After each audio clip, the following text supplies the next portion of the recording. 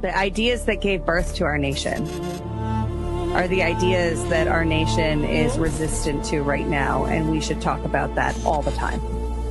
In a world where narratives are shaped by corporations and gatekeepers, independent voices matter more than ever. Badlands Media brings together citizen journalists, researchers, and independent thinkers. The truth is triggering.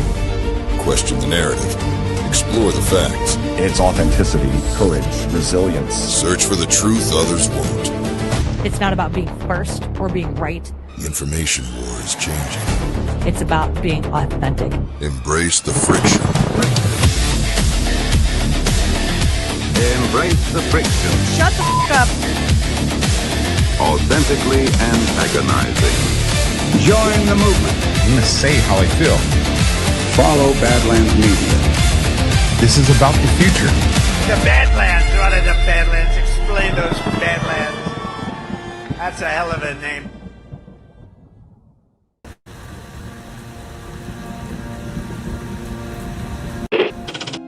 Mr. Vice President, I'm going off script again, I know, but I just want to personally thank you. We've been through some stuff. We've gone through some of the most complex military operations this country's ever conducted, and your steady hand and your leadership during those was a great source of strength for me. Thank you for your leadership. Thank you for your character. Thank you for your selfless service. Thank you for commitment. Thank you for being a mentor to me, Mr. Vice President. It's called the swamp. And you know what happened? And you know what I did? A big favor. I caught the swamp. I caught them all. Let's see what happens. Nobody else could have done that but me. I caught all of this corruption that was going on, and nobody else could have done it. Did I get that one right?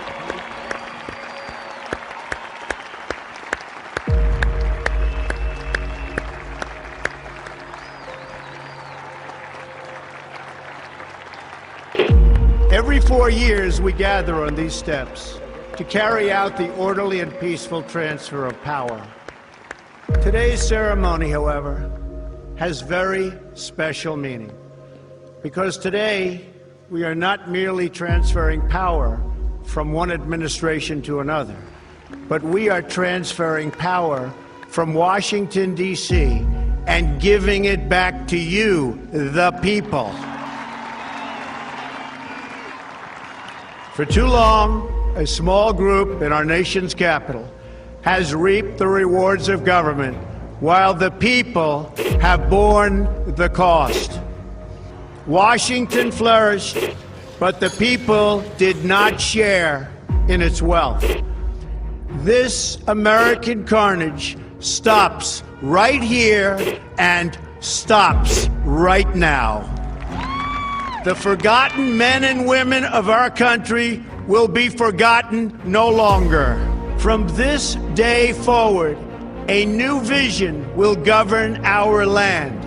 From this day forward, it's going to be only America first. This is a president of the United States who is a danger to the republic. America first.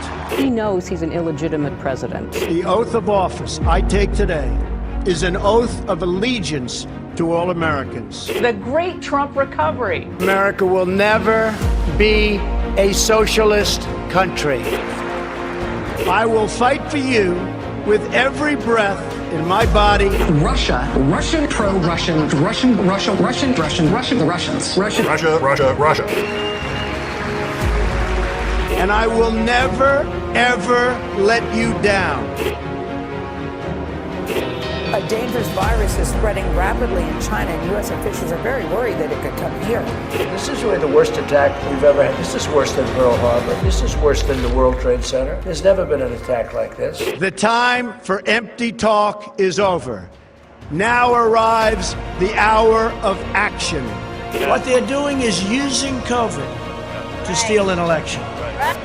Together, we will make America strong again. You know what it's about? Fraud, fake ballots. We will make America wealthy again. They are trying to steal the election. Now, under the leadership of President Trump, we are fully realizing President Kennedy's prescient view of special operations forces.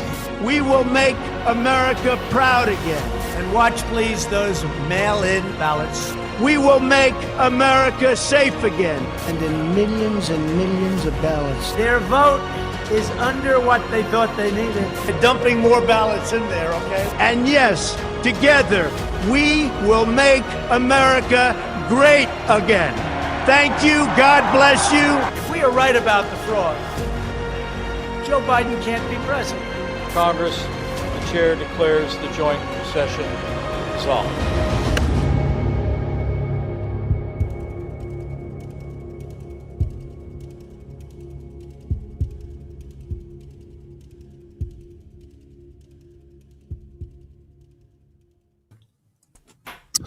Well, good evening, everybody. I guess I'm starting the show alone, damn it. What the hell's going on?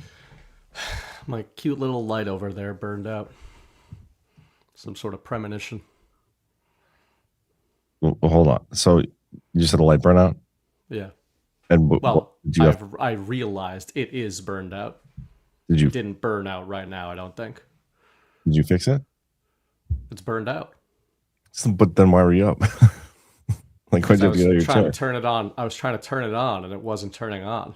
And then I was like, why wouldn't this be happening the way I intended it to happen? And I took it apart, and I was like, it's burned out. Wow. Okay. Well, now good timing to choose to fix that right when we were going live. Well, that's how OCD works, man. Can't just I get it. Redirect. I get it. Anyways, long time no see. This is our first live Power Hour since the live Power Hour in Deadwood or Nashville. Nashville, yep. That was a fun one. Yeah, it's funny. I did zero prep because we were so busy down in Nashville, but that ended up just being a great discussions. Super engaged Power Hour audience. Yeah, it was. In Nashville. I will say, and I guess that's that probably the biggest one we've had too. Out of all, I think it was. It's the most people who attended that. Like it was like the same number of ticket holders. Yeah, it was great. That's what was so crazy to me because it's not crazy to me that people like the Power Hour who are coming to a GART, but there have been GARTs that wasn't our biggest GART, but I think our biggest GART might have had the smallest Power Hour audience. Yeah, Myrtle Beach, just off the top of my head. What would you say? I think Myrtle Beach was our biggest GART. Yep, and our smallest DPH audience. Yeah, but this wasn't our smallest GART either. It was about middle. Yeah, but you're right, though, that it was like almost everyone who was an in-person attendee on Saturday was there. And then we did the after hours. We did an hour and a half show. And then we did an after hours, and the after hour, everybody hung out for another hour. So it was cool. It was great, and I got no sleep that night. I got like less than 2 hours. I don't even know, because it's one of those sleeps too where it's like you got to be up very soon. Yeah. And then you're just sitting there thinking, and it's like you close your eyes, and all of a sudden you're up right away. It's like, did I even get any sleep? I can't prove it, so probably not. But yeah, it was a great conference. GART was amazing, and for those who either attended in person or got your virtual ticket, we now have our Deadwood GART tickets on sale for you. We're going to put them on sale for everybody else on Friday during OnlyLands probably, but those who attended and had tickets, whether in person or virtual, you can get access to the Deadwood tickets right now. So I saw that Ty and JC were not first to get their tickets. They weren't. They didn't make it. I don't know who was first, but they were like fourth and fifth, or third and fourth. So they've definitely gone down in the rankings. I mean, appreciate all that they do and coming to the GARTs, but you guys gotta be a little quicker than that.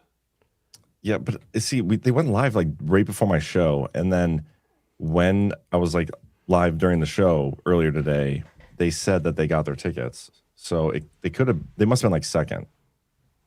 Maybe. I mean, that means one of them was fourth, though. Maybe there was another twosome that got the first two tickets, scooped up the first two tickets. So, just saying.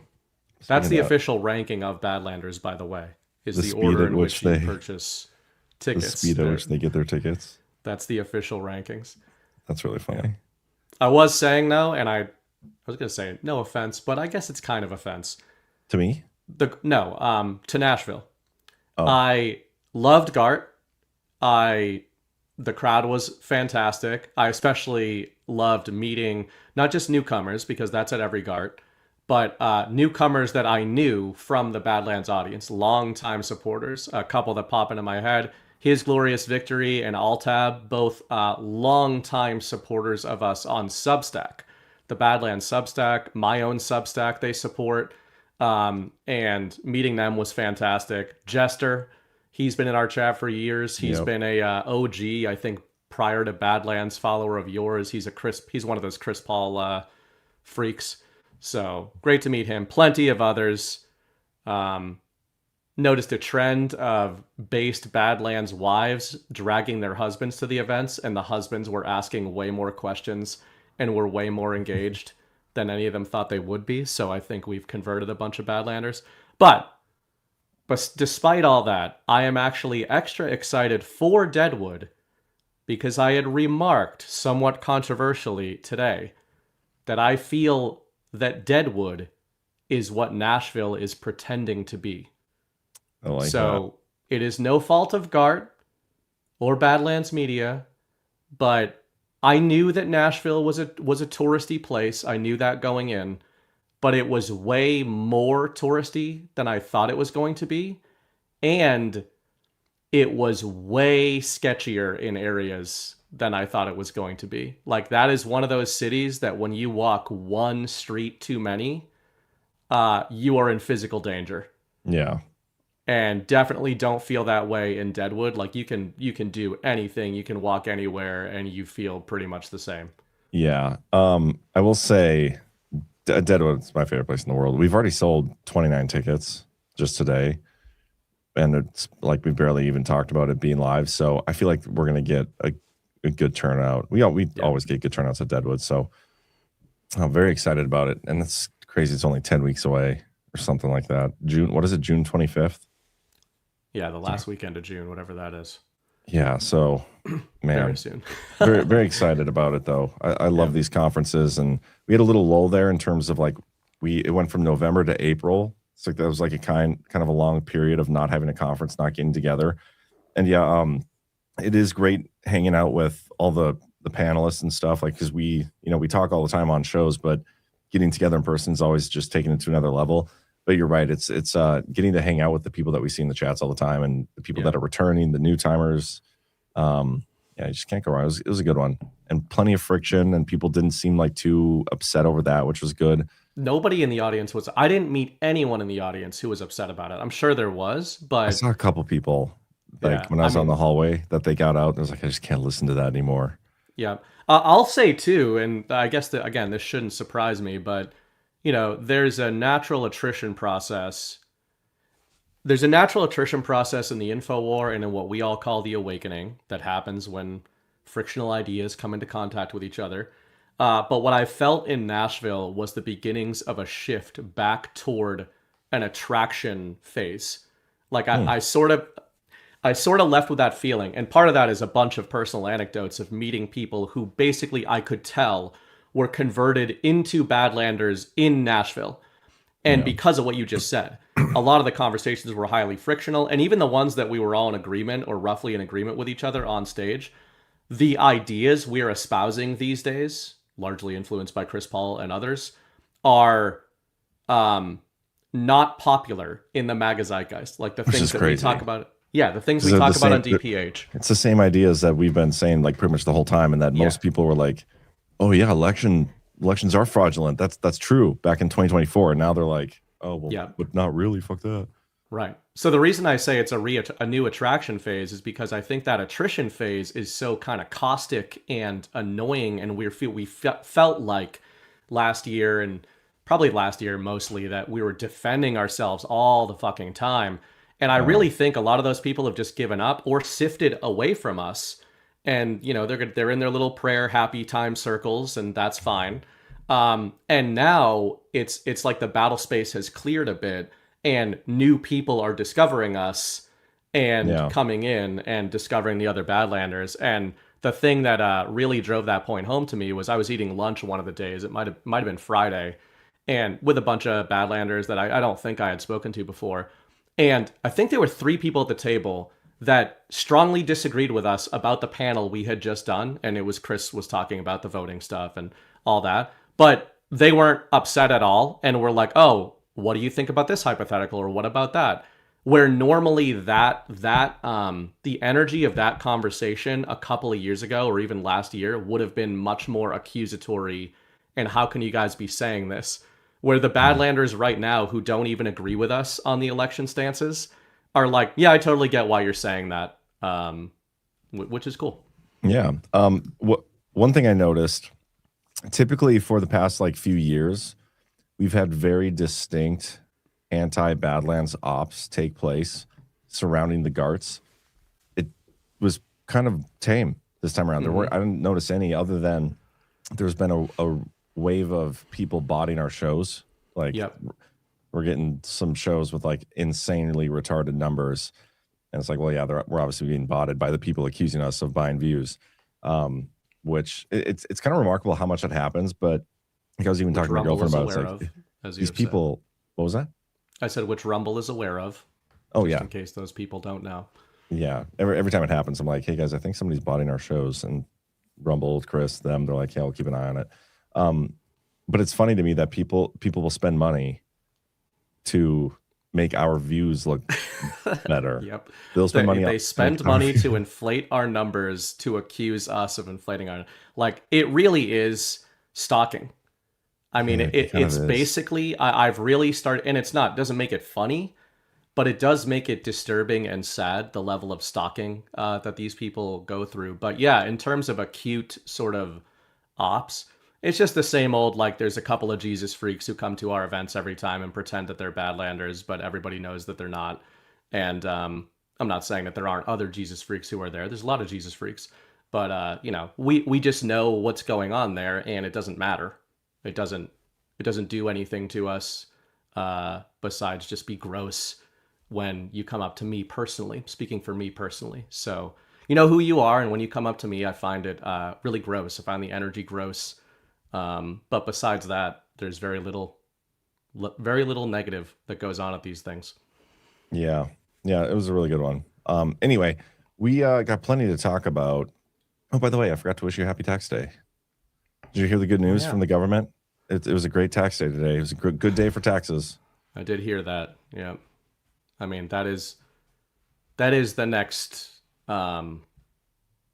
we all have to embrace the G money at some point. I feel like people are. I feel like we're there. We're on closer than we've ever been. We're on the cusp. But anyway, we can get into that a little bit maybe later. There's this week came out a report from the DNI, a whistleblower report, basically showing how the entire impeachment hoax back in 2019 was concocted, and that's kind of to put it nicely. We'll probably go through a little bit of that because I think there's some interesting aspects to it. But also, it came out today. I think that came out Monday. It came out today that there's been criminal referrals that have been sent over to the DOJ. Whether that will amount to anything is yet TBD, but maybe. I mean, I think that's the justice we're asking for, right? Is those kind of people, the people that were, working against Trump. I would consider those people deep state for sure. So that's encouraging. And then what else? I sent you a whole list of stuff. There's some interesting midterm narratives that are being floated around right now that I think we could discuss a little bit. Oh, FISA reauthorization. That's a funny one. Trump put out a True Social post that I absolutely love because he's like, FISA is completely unconstitutional, but we need it.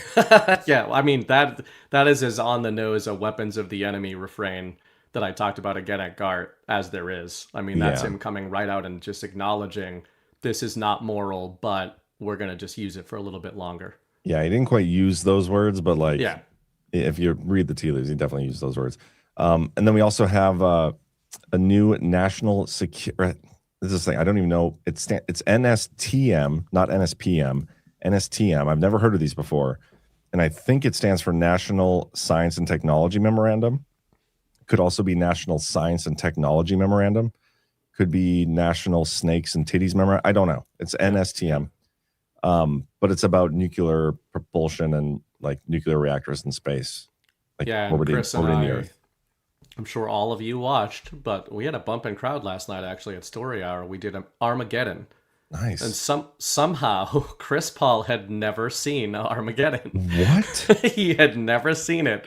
That's one of those movies that I'm like, how does one get through? And he's a movie guy. He was shocked himself. He's just like, it's just one of those ones that skipped him. Kind of like for me, I've never seen The Big Lebowski. What? Yeah. Crazy. I've seen those. Yeah, I know. That it's like we need to use like a John meter to be like, if John has seen a movie and one of us hasn't, something ain't right here. Wrong. Yeah. But he liked it. In an Armageddon, so you can't like that show. Like Armageddon, but it's arguably the best movie of all time. What do you mean you can't like Armageddon?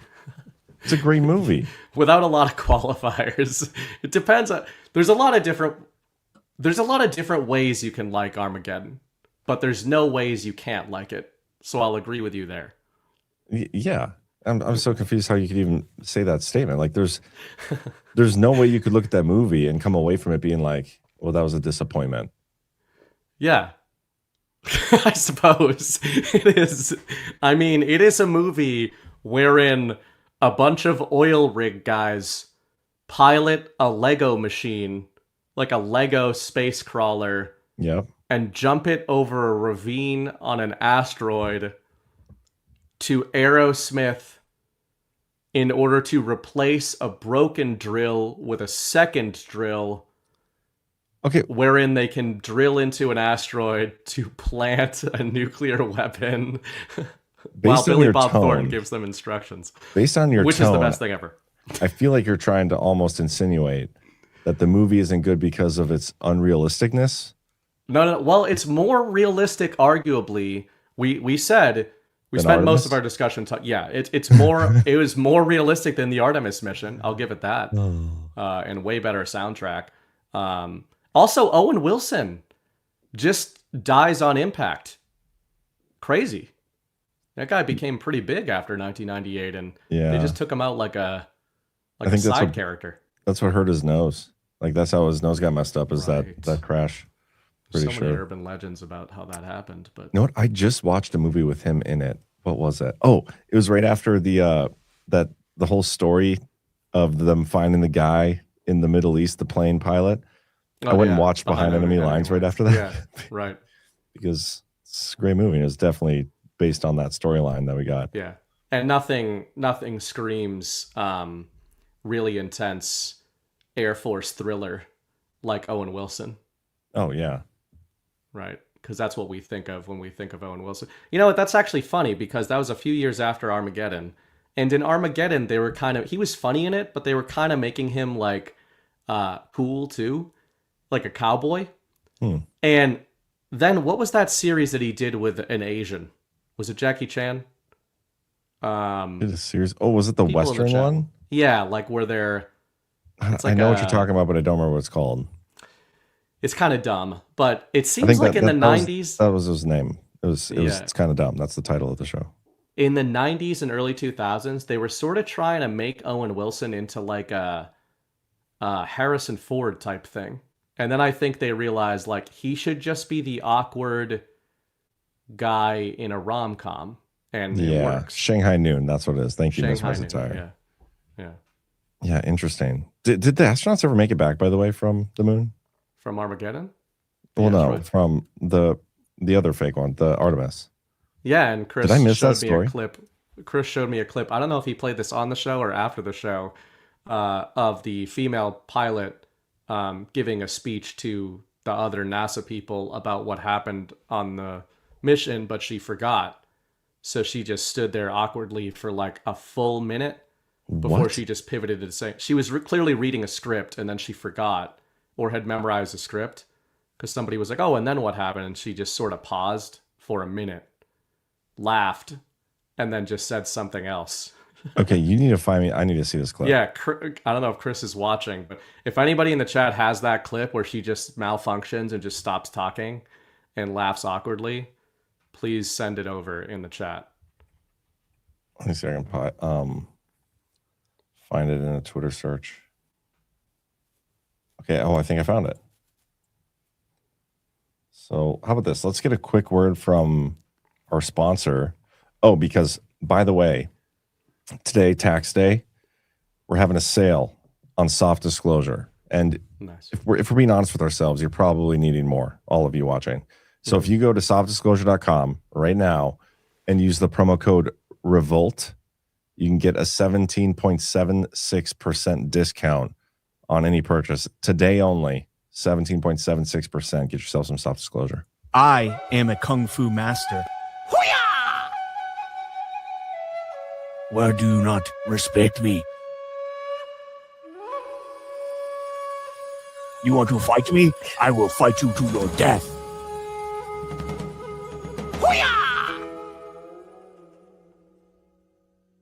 Do you want to tame the mane that is your ugly beard?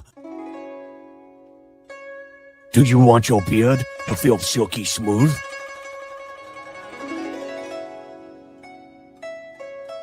You want to make it illustrious, like my kung fu beard? Then you need soft disclosure beard oil.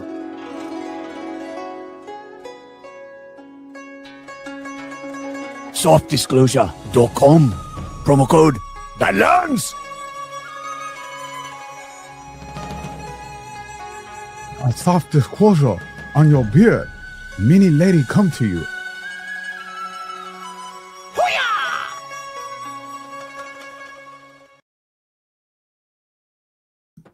Softdisclosure.com. Promo code REVOLT. 1 day only. 17.76% discount on everything. Okay, I think this is the clip.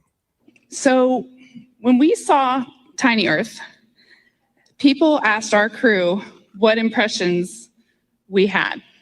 And honestly, what struck me wasn't necessarily just Earth, it was all the blackness around it.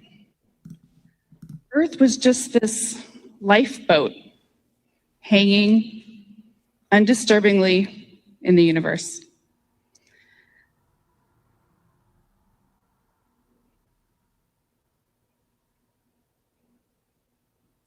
What? Uh-oh.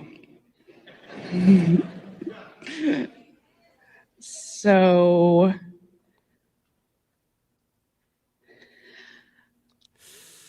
What's the next line? I know I haven't learned everything that this journey has yet to teach me. But there's one new thing I know, and that is women should Planet Earth, you are a crew. Thank you. What's the explanation behind that? Of what she just did? Yeah. The reasonable explanation is that is entirely fake. Like her and earbuds cut out or something? Well, I think it could have been that. To me, it looked like somebody trying to remember something. If any of you have ever watched anybody in school give a presentation, you have seen that happen. Where you have where you're going, you've been debriefed on what you're going to say. And the big tell there isn't just that she pauses and doesn't, can't think of what to say next. If you are telling a story from your own experience, you can't forget what to say, because if you forget what to say, you just think of something else to say because you experienced the thing you're talking about, right? So maybe you were going to say one aspect of it, but then you forgot what you were going to say, so you just pivot to saying something else you experienced. When you didn't experience the thing you are talking about, you might pause for 15 seconds and then say, uh-oh, to a knowing NASA-employed crowd who all laughs at the fact that you forgot what you were supposed to say next. So then you pivot into some kind of Chris and I were trying to figure out some kind of slogan. Is that what that was? Artemis crew? I don't know. Earth is a crew? Earth is a crew. Yeah. I feel like she had earbuds in and they were telling her what to say. Maybe. And they cut out because she was like, it was almost like she was like waiting down for somebody to give her a line. Yeah. Line, which you line. definitely would need if you came back from a very real mission that you were being asked about. You would definitely need people feeding you the story of what happened on your mission. Yeah. I mean, Chris talked about this a lot last night, but, I don't necessarily believe space is fake. I'm not like, this is the problem. This whole conversation gets into such binaries. But man, if you watch any of the clips coming out of the Artemis crew, if you think the people who have questions about what we're being told about that are the silly ones, the humiliation ritual might be on you. And maybe it's going to take a little bit longer for you to get there. But if you're going to tell me a fucking valley girl who can't put a sentence together, used a bunch of incorrect grammar there, by the way, nothing she said made any sense, and she forgot what she experienced on the most seismic event of her life, if you want to convince me that that person just slingshotted around the fucking moon and back, I can't help you. I think you're beyond help, just the same way that proverbial you think I am beyond help for questioning that. Why do you got to be so mean to people in our audience who may disagree with you, Bernie Wright? That's just rude. Because they don't disagree respectfully about people who question avowed Nazi propagandists working on behalf of intelligence agencies. Whatever. Speaking of like space stuff, we got this. This is the National Snake Titty Memorandum, number 3, apparently. So I'm curious what the first 2 are. But memo came out today. I think it was signed yesterday. It's the National Initiative for American Space Nuclear Power. President Trump's Executive Order 14369, ensuring American space superiority, established the bold, ambitious goal of enabling near-term use of space nuclear power by deploying nuclear reactors on the moon and in orbit, including a lunar surface reactor ready for launch by 2030. As directed by the EO, blah, blah, blah. Basically, it's public-private partnerships. The goal is to get nuclear reactors in orbit as early as 2028 and on the moon as early as 2030. So I think that's pretty crazy, pretty awesome. Yeah. Kind of funny to picture like a nuclear reactor just orbiting the Earth. Like, you think of the nuclear reactors that we see from the Ukraine stories where Russia's like sending drones in to bomb the big nuclear reactor, right? Now just imagine that thing orbiting the Earth and what would happen if, China decided to like shoot one of those or send a drone there. What could possibly go wrong? But hey, that's what we're getting in space soon. Yeah, I mean, sure. Allegedly. And all of that could be true. I don't even necessarily doubt that. But again, you don't have to believe the ridiculous performance we saw last week to believe that this other stuff might be happening, as we're being told. I also find the timing of the Artemis thing interesting in light of this, right? Because we're being told on a serious note when it comes to space stuff and space technology, the actions of the Trump administration, the executive orders 2025 and 2026, and the actions of their biggest contractor, SpaceX and Elon Musk, the public narrative in science-y world and government world for the last couple of years has by and large been that NASA has been utterly and soundly humiliated by the private market, right? Mm-hmm. By these private-public partnerships. To me, it's interesting to look at all of the things we're being told Elon Musk and SpaceX are doing that NASA has been unable to do, and all of a sudden we get this NASA story, right? Like, there are plenty of people that doubt the SpaceX stories, but if you don't want to go all the way with me on the Artemis thing being ridiculous, you should at least be able to acknowledge that the public reaction to the miraculous re-landing module that SpaceX deployed 6 months ago or so, the Chopsticks event, was not met with nearly the amount of derision in mainstream internet circles as this Artemis op. And I think it's kind of interesting because the public narrative has been that NASA is woefully behind these private companies. Yeah. And I think it's interesting that if you dig deeper into this order and several others, they mention a lot of these private companies that you said. They're not talking a whole lot about NASA. Like the U.S. government executive orders, I don't think NASA is going to be the ones doing a lot of this stuff. And they're re-upping. This one definitely does. Like this is directly about NASA. I mentioned them multiple times throughout, like 30 sometimes, because I looked that up earlier. They don't mention any other private companies. But what I think is happening here is, like, in my opinion, NASA is just like one big money laundering scheme, just like all other government apparatuses.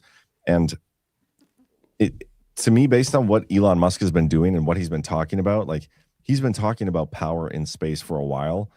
I feel like Elon Musk is probably going to get there in the next couple of years, and then NASA is just going to draft right off of that and be like, oh yeah, we did it too. But it's more so interesting how much the Department of War is mentioned in this, because they're tasked multiple times, and that's where the crossover is like, I think the Department of War and their crossover into this executive order and the nuclear technology in space will likely be done through SpaceX and using SpaceX as like the you know their partner with a bunch of money and shit, private contractor. So I don't know. It's just gonna be interesting to see, like, just the idea of nuclear reactors in space, and then you talk about some of like the data center stuff that we've gotten into, and how like you need a colder atmosphere for it, or what, it's too hot, they burn too hot. In order to do some of this quantum computing, you need to be colder. Maybe we can only do that from space or the moon. Like, is that where this is going? Maybe. Well, yeah, and again, to your point with Elon, he's the one publicly talking about this stuff: space-based solar power and space-based data centers. Yeah. So yeah, you know, on Earth anyway, something that is provably occurring is that Tesla and Elon Musk's companies have extraordinarily outpaced most others that are trying to get into this space. No pun intended. But even besides actual space, when it comes to, they're now talking about challenging NVIDIA for chip production, because they're saying Tesla is saying NVIDIA is not going to be able to produce chips fast enough to satisfy the demand Tesla has for its expansion. The biggest chips company in the world is not going to be able to supply Tesla with enough chips. So Tesla is saying that they're just going to do it themselves. Now, we've talked for years on this show, certainly where I come from with this, is that I think Tesla and Elon's companies are more arms of whatever op we're watching from a white hat perspective. But yeah, I absolutely think your drafting point about NASA holds, and just the public sentiment, even in science-y world and super serious journalist world, that Chris was pointing out a few clips last night from like Eric Weinstein, etc. NASA did not come out of the Artemis mission looking good, even to the science crowd. They came out of it looking like absolute clowns, because they couldn't explain what the fuck they did on their super serious Armageddon mission. And by contrast, you see a 2-hour investor call by SpaceX after whatever the next amazing thing they've done, and they've got 50 people on the call talking about all the things that went into it in detail. So I don't know, maybe we're seeing a public sort of narrative war between these private companies and NASA as a bit of a humiliation ritual on NASA. Yeah, I don't know. We'll see what happens. But let's get into the more interesting stuff. And this is probably the biggest news of the week, I would say, so far, in my opinion, especially because for those who've been waiting for some sort of like justice or accountability, or even just like movement from the bigger Rico Grande investigation we're told has been going on behind the scenes, this is like your little pulse check. Like, we're finally getting a little glimpse of, hey, maybe there actually is finally something, still going on back there, because it's been so quiet for so long. And it's this whistleblower memo that reveals bias concerns, hearsay claims, and the Peter Strzok connection. Chronologically, the first thing that jumped out to me, even before reading the story, just the headline and like the fact that we're getting something, is the timing of it. Because we had, I think it started in June of 2025 when we first started getting, Just the News, John Solomon coming out saying like, yeah, there's a strike force here. They're looking into, this whole 12-year window or whatever it was of all these things against Donald Trump. And we got the information that they're going to be using the conspiracy against rights or whatever as the underlying criminal charge. And then we started getting declassified documents from the Durham probe and like just a whole bunch of Russiagate stuff. And the window they kept talking about started with Russiagate, went through impeachment, then went to COVID, and then all the political stolen election, and then all the political persecution after the fact with Mar-a-Lago raid and all that other stuff, Jack Smith. And so if we're just following chronologically, after the Durham declassified docs and stuff, we went, I think it was September, it was whenever Charlie Kirk died. It was like, that was like the last time we got an actual declassified document that we knew to be connected to the Rico Grant investigation until basically now. Like we've had little random boring shit, but we finally got something, and it's the next chronological thing in the storyline, which is the impeachment hoax. So I'm like, holy shit, that's kind of notable to me. Maybe there's movement. Maybe they're working their way through. And if they are, this is kind of what you'd expect. So that was number one. And I'll read the story here, and then I do have a couple pieces of the actual memo, the declassified docs that I want to get into as well.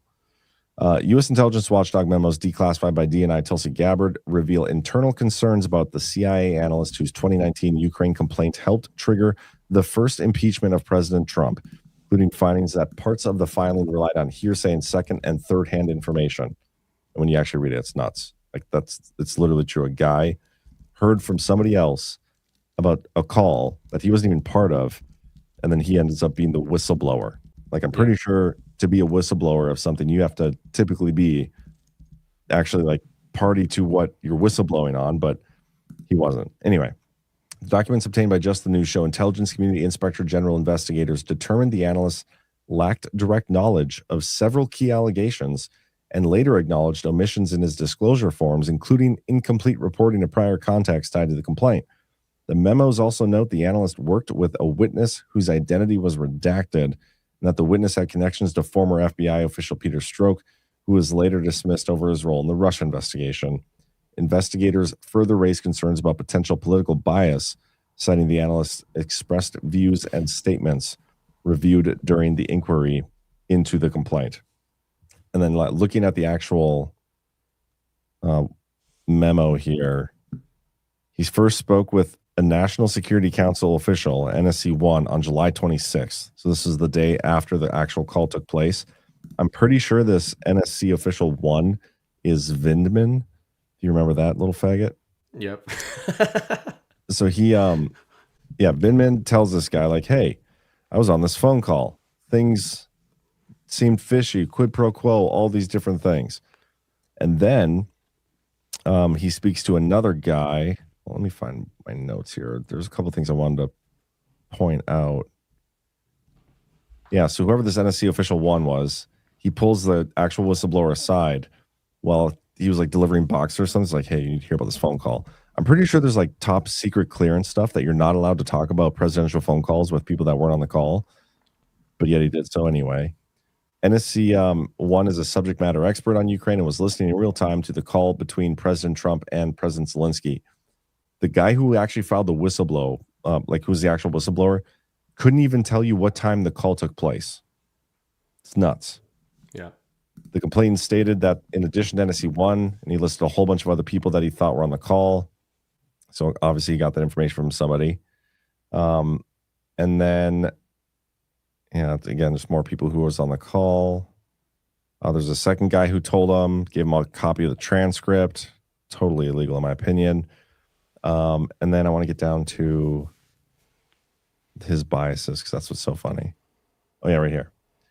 The ICIG interviewing officials asked complainant what information there might be as evidence of his potential bias against President Trump. The complainant listed 3 potential ways people might allege bias. The first, the complainant worked closely with Vice President Biden as an expert on Ukraine, and he traveled with Biden to Ukraine and was part of conversations where Lutsenko corruption was discussed. Like, do you remember the whole big, like one of the most memeable moments from Joe Biden when he was like, we told the guy, you either fire the prosecutor or you're not getting $1 billion. So what did he do? Fire the prosecutor. Like this guy was in the building. He was in the room having these conversations with those people. That's nuts. He worked for Trump. He became target of a right-wing blogger. I don't even know who that is, like who that could be. Like Alex Jones or something, maybe. And then he filed complaints against Devin Nunes and Kash Patel, like all these different things. But anyway, so the moral of the story here, the TLDR, I know I've been talking for a long time and I want to stop. This guy had a whole bunch of political biases. He wasn't in the room. it was clearly a frame job. Like they were looking for a reason to go after Trump with an impeachment. And so they did. They fabricated this whole thing. And that's why it was so powerful when Trump actually declassified the transcripts and put them out there, because it totally debunked the entire narrative, which they then chose to move forward with anyway. Totally retarded. But yeah, they finally got this out there and they've been referred to the DOJ for prosecutions. And I am here for it. Yeah, there's a few directions on this. The one you ended on there, I like, because it makes me think of we've said this many times, but the infamous wrap-up smear clip of Nancy Pelosi explaining how that whole process works. There's a wrap-up smear that is reputational. That's usually what a wrap-up smear is in DC. It's just, or in Hollywood, party of false decorum stuff, as Chris would say. You fabricate a story, but you get that story into the news cycle based on rumor.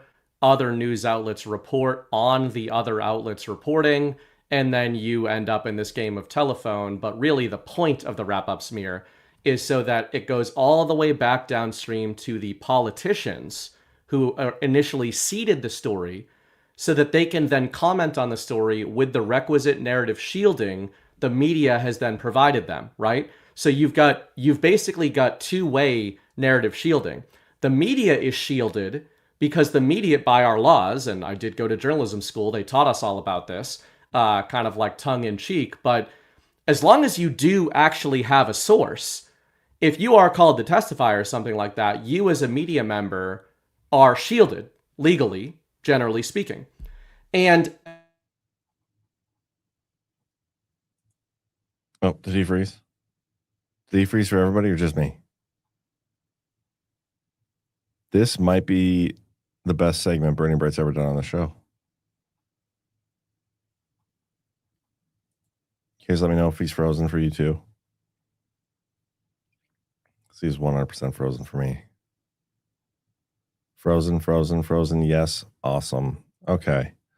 Well, it was fun while it lasted. But I think this is better anyway, right? I think this is a much better... you guys be much better educated. I wasn't listening to what he said anyway, so we can ask him to just start over. He says he just had a power surge. No idea why. I'll hop back in a minute. Yeah, anyway, to go back to my earlier point, and I'll let him talk more about the wrap-up smear, because I have a pretty interesting video, I think, if I can find it, of Eric Trump, and I think it'll help bolster his point, because he wasn't doing a very good job of making it.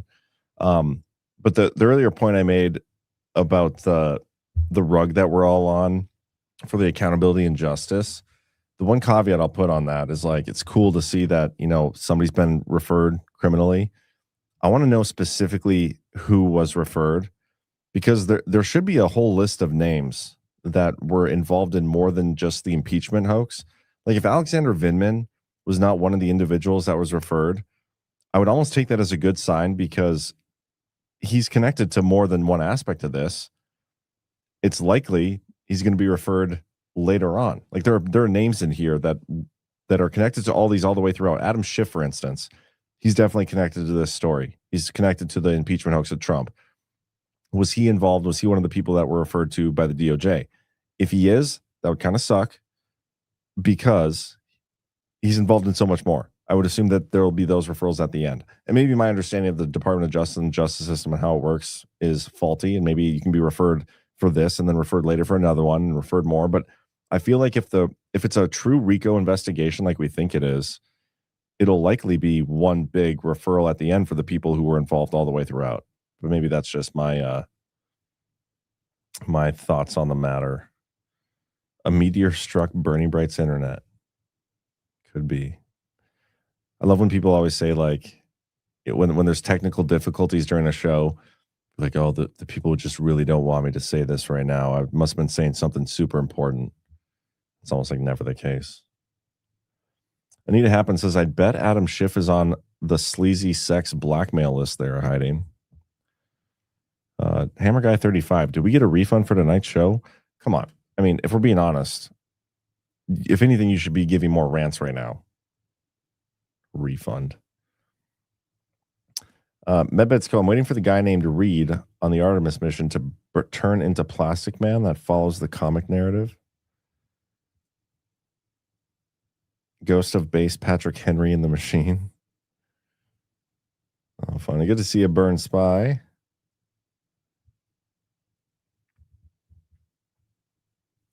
Phil Scarborough says it's a much better show. Totally agree. You know what? While we're waiting, I could probably get a quick word from another one of our sponsors. And you know what? That's going to be Rumble Wallet. We talk about Rumble Wallet quite a bit because of they're basically changing the game in terms of what they do for the creators who use their platforms. We used to joke about getting YouTube money, and how it sucks that we were always banned on it. It didn't suck in principle, but YouTube, it's almost criminal what they do. How much money they take from the creators who use their platform. 50% of donations. 50%. It's crazy. Twitch, same thing. Even Rumble rants will take 20%, but Rumble has come up with a system where you can give 100% of your gift to the creators, and that's through Rumble Wallet. You can super chat in Bitcoin, Tether USD, or even Tether Gold stablecoins. The tip will show up directly in the chat, and we always do our best to read those. All you need to do is download the Rumble Wallet from the App Store on your phone, or go to wallet.rumble.com. You can download it directly. It's an amazing way to support the creators you love and get rid of the middleman. Big shout out to Rumble for making this disruptive technology and always supporting the creators along the way. Hammer Guy 35 says the best power hour ever for $10. I agree. One with Cats. Thoroughly enjoyed hanging out with you guys in Nashville. Great panels. We'll see you again in Deadwood. Thank you. Yeah, reminder, guys, get your Deadwood tickets. I saw Jester got his Deadwood tickets. Looking forward to seeing you again, man. Oh, he's in the background now. What's up? We were just talking shit about you. Yeah, I don't know why I'm having power surges right now, but a lot of people in the chat were kind of saying that this just weirdly and quickly turned into probably the best power hour that's ever happened. So I wonder think I was wrap-up smeared during an explanation of the wrap-up smear. Do you think somebody would tried to take you out? Maybe. You think it was the deep state? It could have been. That's the it could excuse have been people like to go Vindman with. himself, that little feller. He could be in my walls as we speak. I think we decided we're going to refer to him as a little faggot from now on. Okay, that little faggot. Yeah, I don't know if I'm going to lose power again, but if I do, then I don't know. Fuck you, I guess. Did your little light in the corner start working? No, it did not. It remains dead. Okay. Well, it must not have been that great of a power surge. Right. Yeah. Anyway, do you want to finish your point? Come on, buddy. I was talking about the wrap-up smear, and we talk about it narratively, but in terms of the Vindman, this whole op, it would be seismic not just for all the reasons we've been talking about for years, but from a mechanistic perspective, we as a society need to remove all potential for shielding, legal shielding, for the wrap-up smear template, right? I know that sounds so obvious, but it is genuinely, constitutionally, extremely difficult to go after media members for the wrap-up smear. And it is extremely difficult, if not impossible, to go after politicians for the wrap-up smear. Unless you can find the key node, the source of the wrap-up smear. And if you can get that person on the record about the wrap-up smear, meaning who he knowingly was fed information by, and who he knowingly fed information to, I think that might be why they're doing it in this manner. I totally agree with you when it comes to chronology. I think that's important and really encouraging if these things are unrolled in the order in which the scandals broke. But that's kind of what I'm looking at. Besides the literal people involved in this crime and the color revolution against Donald Trump and the treason against him, that's the most important stuff.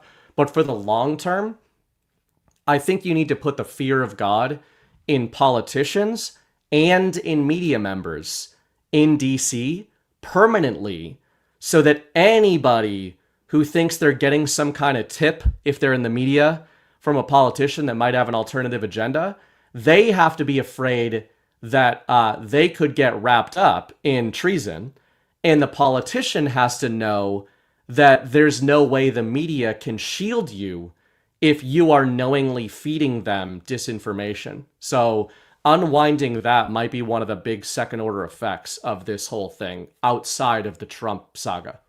Can you pull on the thread a little bit more about what you said about taking out the nodes at the beginning? Like, what do you mean?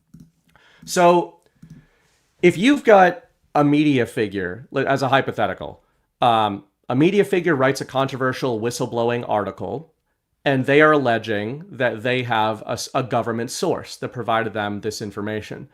The media members are shielded typically from providing who that government source is. Now, I think one of the routes that the DOJ might be going for here is if that government source was knowingly committing treason, and if the media member knew that, I think it might change the whole equation. So the node would just be who in the chain of telephone knows both sides of it. Who in the chain of telephone know, because there's a lot of media members who then are involved in a wrap-up smear who genuinely, literally do not know the source. Nor, like, if you could give them a lie detector, and they might believe that they were peddling bullshit, but could you prove that they knew they were peddling bullshit? That's how this shielding works. And honestly, same thing with the politicians. The politicians all refer to the media reporting. So you have to find the node who first contacted the media, or I'm assuming in this case, we're talking about a government employee who it seems like was the source. But I think you could actually have scenarios where the media member, if the media member is in fact not media, but intel, the media member goes to a government source and pulls a story out of them that is not true. I think it could go either way, but I think the key is if you can get whoever that story emanated from to admit, I was told by my political superiors to pass this information to the media member, and the media member knew about that chain of communication, if you can blow up that node, you basically, I think you would really, and by blow up, I don't mean you slap them on the wrist. I mean, like, you charge a person peddling misinformation against the president for treason. That could really, it wouldn't stop people from just acting in their own self-interest in the future or criminal conspiracies from happening. But I think this wrap-up smear shielding has been a huge thing they've relied on because they know that if they can't find out where the story originated, then there's really nothing the DOJ can usually do about these things. Yeah, this makes me think of a few different things. I want to play with this a little bit. So first, I'm going to play my favorite clip probably that I've ever seen. Talk about this all the time because it's so important. So just bear with me. Don't forget this persecution is being done by the same weaponized agencies that for 7 years have been running illegal psychological warfare campaigns against the American people, much as if they were trying to destabilize a foreign country. From the Russian intel agencies conducting illegal psyops, they cannot do that on their own. I mean, they probably can, but they don't. They use the mainstream media as their lapdogs all the time. Like, the amount of psyop bullshit that we have to put up with in the info war is just astounding. I don't even think we can comprehend how bad, or maybe comprehend's not the right word, maybe conceptualize, like how much of what we see online is by design. Like the algorithms, the stories, everything is so much BS. When it comes to these kind of stories, I saw a video the other day and I was trying to find it and I can't. But Eric Trump was doing some podcast and he was telling the story of he got called into the FBI. He goes up to the 8th floor, he gets put into a skiff, and they tell him, like, hey, we just wanted to let you know that we're monitoring that, and this is me paraphrasing, so don't quote me on this, but we want to let you know that we have reason to believe that your business or whatever, one of the Trump companies, has been hacked by a foreign country. And he's like, okay, well, can you tell me which company or which country is doing the hacking? And they're like, no, we can't tell you that. And then he's like going through listing, like, is it Russia? Is it China? Is it Iran? Like, they wouldn't tell him who it is. And so he leaves the meeting. He's like, well, that was dumb. Like, we face hackers all the time. Why would they bring me in to tell me this? But he hasn't even left the parking lot, the basement parking lot yet. And he gets a call from a media guy. He's like, hey, we have a reason to believe that you're leaving the FBI building. They were telling you about Iran hacking your business. Like the media knew which company, but they wouldn't even tell Eric Trump what it was. And they immediately told the media so they could start spinning a story.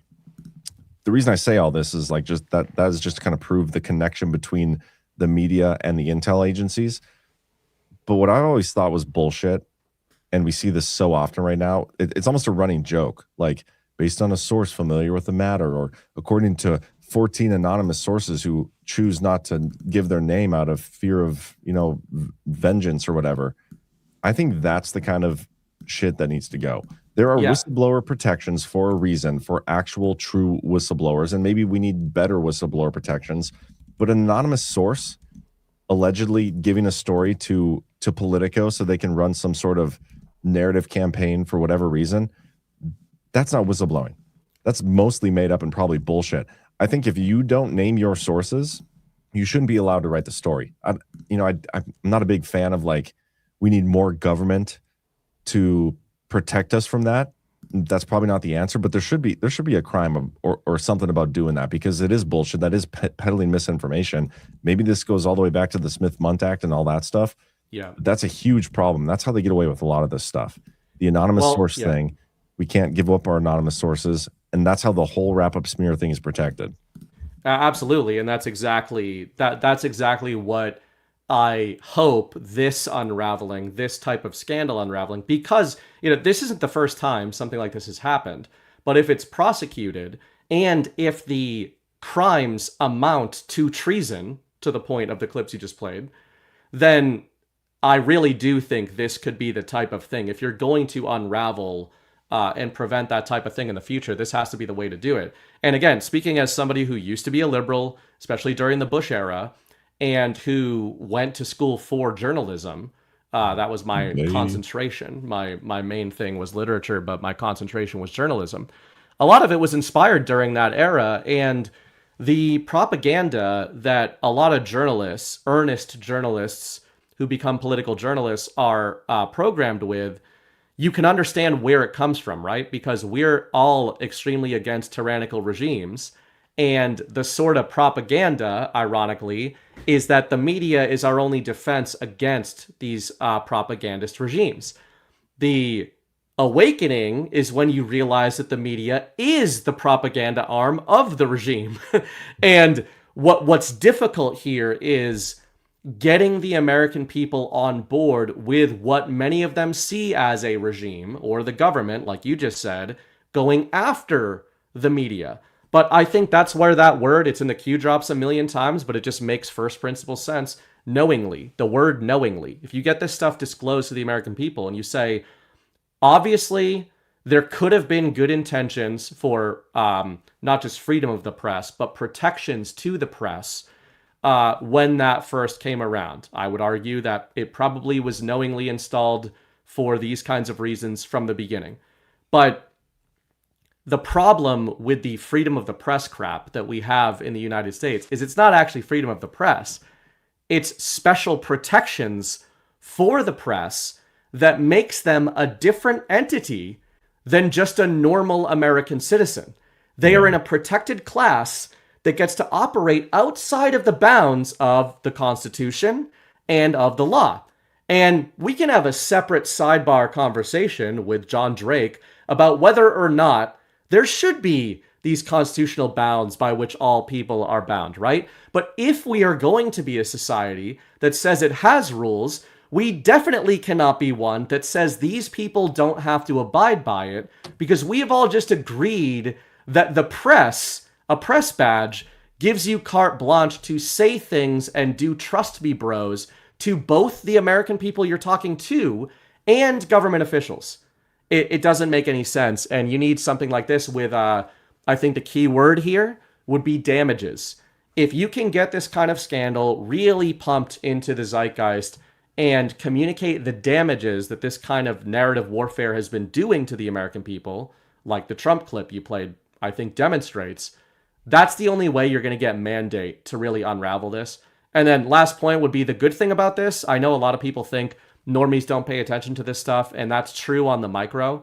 But, any poll you see every few months about trust in media is a new all-time low.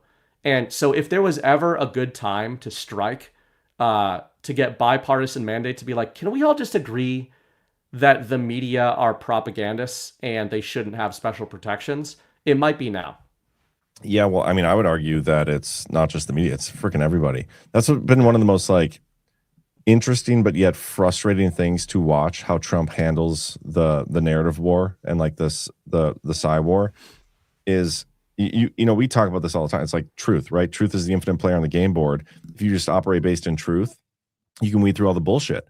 But instead of necessarily doing that, Trump is also injecting his own lie. Like it's everybody's just, there's lies everywhere. There's bullshit everywhere. The info war right now is filled with more bullshit than there ever has been. And tomorrow it's going to be even worse. And the next, it's like, it's not slowing down. We call it the awakening and like the truth movement and stuff, but there is more bullshit spread and activated right now than ever before. It's just, it's nuts. It's frustrating. But I do think eventually, yeah, that is one of the things that needs to be fixed in conjunction with a lot of other things that need to be fixed in order for us to get to whatever the next phase is. Like, it does no good to fix the lies from the media and all that stuff if you also don't fix the methods of distribution of said media, as in like the algorithms on the social media where it's all bullshit. Still, nothing's actually changed from 2020 to now, except for ownership. Elon Musk owns it, but and we're allowed to be on there. We're told, but we don't have the reach. The algorithms boost the douchebags. Like it's also stupid.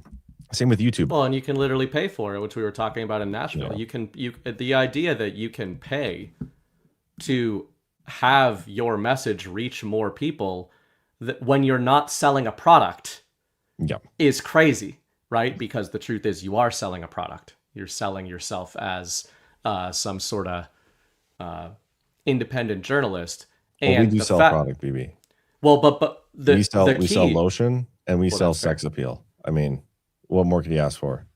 I think there's a real, I don't know if it's a legal argument, but certainly a moral argument to be made against the whole idea of social media boosting, because the key is it's not disclosed to the viewer, right?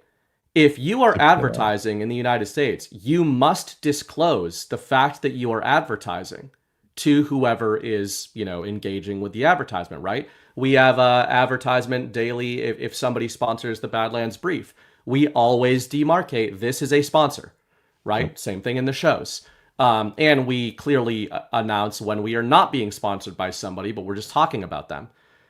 When you boost a social media post, which all these Qfluencers do, and they used to admit this on things like the Liberty Den on Badlands a couple of years ago, when you pay to boost your post and you gain followers from those posts and you later monetize those followers on your shows, the fact that those viral posts are boosted and are paid boosts is not disclosed to the people sharing those posts, right? How different would it be if you guys have probably all seen a post on Twitter that will say sponsored or something like that. Are you more or less likely to share a sponsored post? Less. Nobody shares sponsored posts. But if you see a viral post, you're very likely to share that. That's a psychological feedback loop. It's the whole way social media operates. So, these disclosures, disclosing it at the very least, I think should be required. Yeah, and then what about the artificial stuff? Like you said, boosting a post. How much of those are bots? Like we talked about at the beginning of the show. The last couple of weeks, if you go look through Badlands shows, there are shows on there who typically average, and there's two different kinds of views, right? Oh, so there's raw views, which are on that's the public facing side. That's what you see. That's anytime somebody opens or refreshes a video or whatever, like anytime one person, like I could have my computer and click into a show twice, that's 2 raw views, but it's still one unique viewer. The back end side is where we see the unique viewers. And all of our shows, like we sell our ads based on unique viewers and all that stuff. Those numbers are all within range. Like they fluctuate based on the show and the time of the year and all that stuff, but everything's within range. But then you have our raw view where it's like, we're getting a show that typically would average 40,000 raw views, getting 800,000 raw views, but yet the unique views are still within the standard range. Like we're being botted by people, and that's a problem. Like the same. We know who it is. We know exactly who it is, and I'm actually hoping we get to a point where throughout the lawsuit we can get to the bottom of that and disclose it. I don't know if we'll be able to get discovery at that point, but this is a problem. Like people will use artificial viewers to boost their platforms to give off the appearance of like being so popular. Yeah. We talk about this shit because we know it's happening. It's such a like who would waste money on fucking views? It's impossible to monetize raw views. Yeah, these people are retarded, but it can be used as an attack vector, which is why they do it against us. And to your point, it's used as a what's the term? Social proof. It's not only is it used, so social proof is not fraudulent. It is immoral, right? Yes. They attract people. People like watching popular things. It's not even a vain. Yeah, it's consensus. It's not even a vain thing for people to want to watch things that are perceived as popular, in my view. It is, hey, this thing is popular. That means a lot of different people have chosen to, pay attention to this. Maybe this is something that it's worth investing my time in. So that's the moral argument. The fraudulent argument, which, by the way, is punishable if proven, is when you are selling yourself based on those metrics. And we also know for a fact that these people are doing that. So, we'll see. We'll see where these things go. But hey, there's a reason we collect everything we can collect. And anyway, it's just good for people to be aware that this stuff happens. Yeah. And again, earlier I said, Rumble is aware. I think you said that. And somebody's like, well, technically Rumble cannot be aware they're a company. No, but their tech team can be. And the CEO, like literally every time it happens, I text them like, hey guys, it's happening again. They're like, okay, we'll keep an eye on it. But Rorschach Lives makes an interesting comment here. Media companies should be required to disclose all of their investors and all of their advertisers, everyone who's paying to push their message. I do agree with that. Like I actually do agree with that. I wonder who owns their websites. What was that? Who owns their websites? Yeah, that's a fun one too. No, but for real, that's an interesting concept. Like we had some push recently of like we need to disclose all the foreign dollars that are being like put into these media companies and people like talking in the mega world. I'm on board with that too. I wonder how that would go over. Like what would happen? Like I would be comfortable, and it's probably going to happen at some point because through the lawsuit again, the discovery process, you have to hand over the bank accounts, bank records, and I was like, whatever, do what we got to do. Wouldn't be surprised if that comes out at some point, even though that would be illegal for them to do. But I've thought about it. I was like, if this comes out, I don't see how. Like it would probably be a good thing. Like I could prove that we're you're not making $500,000 a minute. Yeah, and you'd be able to track all our money is literally coming from our viewers who buy our products and our sponsors and stuff. Most of the money we make is because the viewers here. It's just which is not crazy. The case everywhere. Yeah, Chris Paul says words to the wise, likes, comments, follows, etc. can all be purchased too. But this is the point. Like the whole dead internet theory that I was getting to. How much of like all the stuff we're talking about is actually totally fabricated? Like how much of the opinions you see online, how much of the polls, how much of the Twitter activity, all that stuff are totally fabricated. And we're sitting here like there's stories coming out. Let me find the one here. Republicans worry that White House nonsense is hurting the midterm prospects. Like retarded, right? But they're getting these talking points because of social media activity and things that they're seeing online about people being upset because Trump posted him as a doctor or whatever. And they're like, this is going to hurt us at the midterms. But how much of all of that shit is fake? All the reaction, is it 100%? Is it 90%? Is it 50%? Like how many actual people care that Trump did that? Probably next to zero. But yet there's stories online and accounts online that are all freaking out over it. And now they're able to run a story about it and how that's going to be another reason we lost the midterms on top of reason XYZ. Yeah. Like I feel like it's much faker than people realize. And I don't think people would ever truly believe how fake it is. Does that make sense? Absolutely. You can have these discussions even when it comes to the population of the earth that we are told. Yeah. Somewhat silly to really wrap your mind around the numbers. I was even thinking of this anecdotally because we flew over New York City on the way down to Tennessee. And, just the perspective when you're like, oh, there it is. There's all the people right there. And then you look across this vast landscape around it, and you're like, 8 billion, huh? Billion. Maybe. But again, we don't know. We have no way of verifying this. And before people say, like, what about government census? We check the voter rolls. There's probably the 8 voter billion rolls, people right. on all the voter rolls. Right. Well, and you know what? The sort of law of big numbers, you can combine those 2 points together and say, what would the incentive be for world governments to convince their peoples that there are a near infinite number of them? You could use that in many different ways. You could convince everybody that there are too many people, and you could dehumanize the people who there are because there are so many people that being a person is not that special.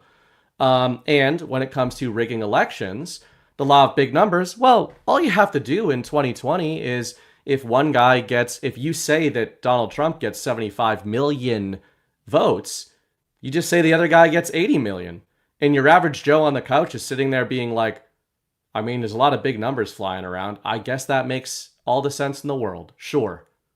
What's another 5 million people? What's another 5 million people? Can you try to even picture how many people 5 million people is? It's crazy. Like, I just, that's a whole other rabbit hole. But yeah. I think that the population of this earth being overstated by many orders of magnitude has allowed these institutions to peddle narratives that would otherwise be very difficult for them to peddle. Well, think about this, and everybody, you can do this in your own mind as well.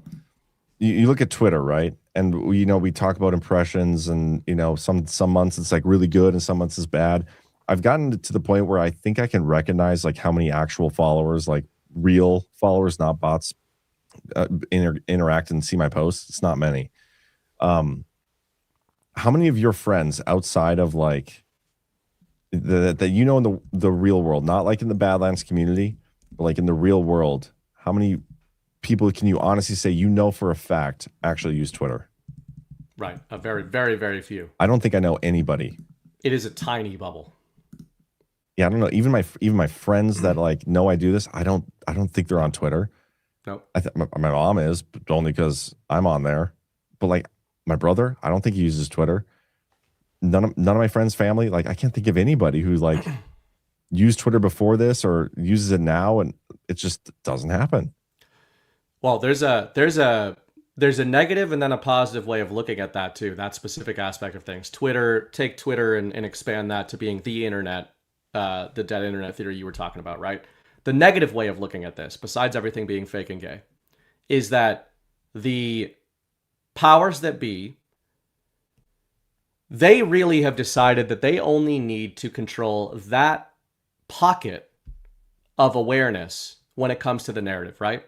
The narrative is disseminated from that bubble. So even though I said we're in a bubble, that is a very influential bubble on reality prime, as Chris would call it, because that's kind of the incubator for where all the political and social arguments happen. And then out of that little incubator, they do filter out into the kitchen table and the Thanksgiving dinner and commercials and whatever, right? Movies, entertainment. It's all kind of emanating from that bubble. It's like it's all beta tested and figured out in that bubble online, the perpetually online. Because you're onto something. What's the quote? It's like 3% of people can like do something. Well, supposedly, I think it takes 3% to engage in a successful revolution, or maybe another way to put it is, I believe if you have 3% of a population resistant to rule, an area cannot be ruled. Control of an area cannot be maintained if you have 3% that resist. So that brings me to the positive way of looking at what I just said. We talk about this being a bubble. Sometimes we talk about that from a negative perspective because it's like, man, are we really affecting things? Actually, I think we are affecting things. Yeah. And I think we in this community can actually affect reality prime by calling bullshit very publicly and very loudly about the things we think are bullshit. And I think the reason that they've been able to conduct these psychological war operations on the public is because we've had such a controlled internet battle space and digital battle space for so long, where there was just controlled opposition dynamic, red team, blue team, all that kind of stuff. There wasn't like a real robust growing truth movement online until the era of Donald Trump. It was in these little tiny pockets. And now those little tiny pockets online are pretty big, to the point where the mainstream media talks about us all the time. Not us as individuals, although sometimes, but us as a community. They talk about us all the time, and they talk about Donald Trump, the president, and world leaders catering to these extreme minority communities. So I think that's actually an encouraging way of inverting the sort of force multiplication that has allowed them to control the public narrative, is that, well, if the public narrative is actually controlled by a much smaller number of people than we ever believed, and consensus is much easier to achieve or to break, then that means that each person that's watching this show or made a username and is commenting in chat is way more powerful narratively than pretty much any of the normies that you're referencing in their day-to-day lives. Yeah, and this is why it's so fun and awesome when we do the GARTs, like in-person stuff, because you get like 200 to 300 people in a room, like all, they're real. You can't fake. I guess we could get into that too. Maybe you can, but it's difficult to fake like the in-person stuff, right? We didn't check your earlobes. Yeah, but to kind of like think about this another way, like your online experience, like talking about your online experience potentially being faked, right? Imagine, have you ever played The Sims? Mm-hmm. Okay, so you play The Sims, like you're in this open, and maybe The Sims is a bad example, but that's what I'm going to stick with. You have this whole like world there online, right? But it's like every character and everything you engage with in that world is entirely fabricated. Yeah. But now imagine they said like, okay, it's Sims, but it's like multiplayer Sims, where every house you go to is supposedly a real person online, and every person that's in there is a real person online. Maybe that's more like what's the kids game that they play? Fortnite. Not Fortnite. What's the one where all the Roblox? Where supposedly everybody on there is like pedophiles are. Yeah, just like on Twitter. That's what, like where everybody's a real person. Yeah. Like how do you know that's true? Because they could still all be totally fake. Mm-hmm. Actually, now that we've been doing the Call of Duty gaming every Sundays, not every Sunday, but most Sundays, there's a game mode where you play. It's like they call it casuals, where you and like 4 real people or 3 other real people will go into the map, and there's supposedly 150 total people, but most of them are bots. Like there's only like 3 or 4 other real teams, so like 12 total people out of 150 are real. Like that's probably translated to all of the social media experience. NPCs.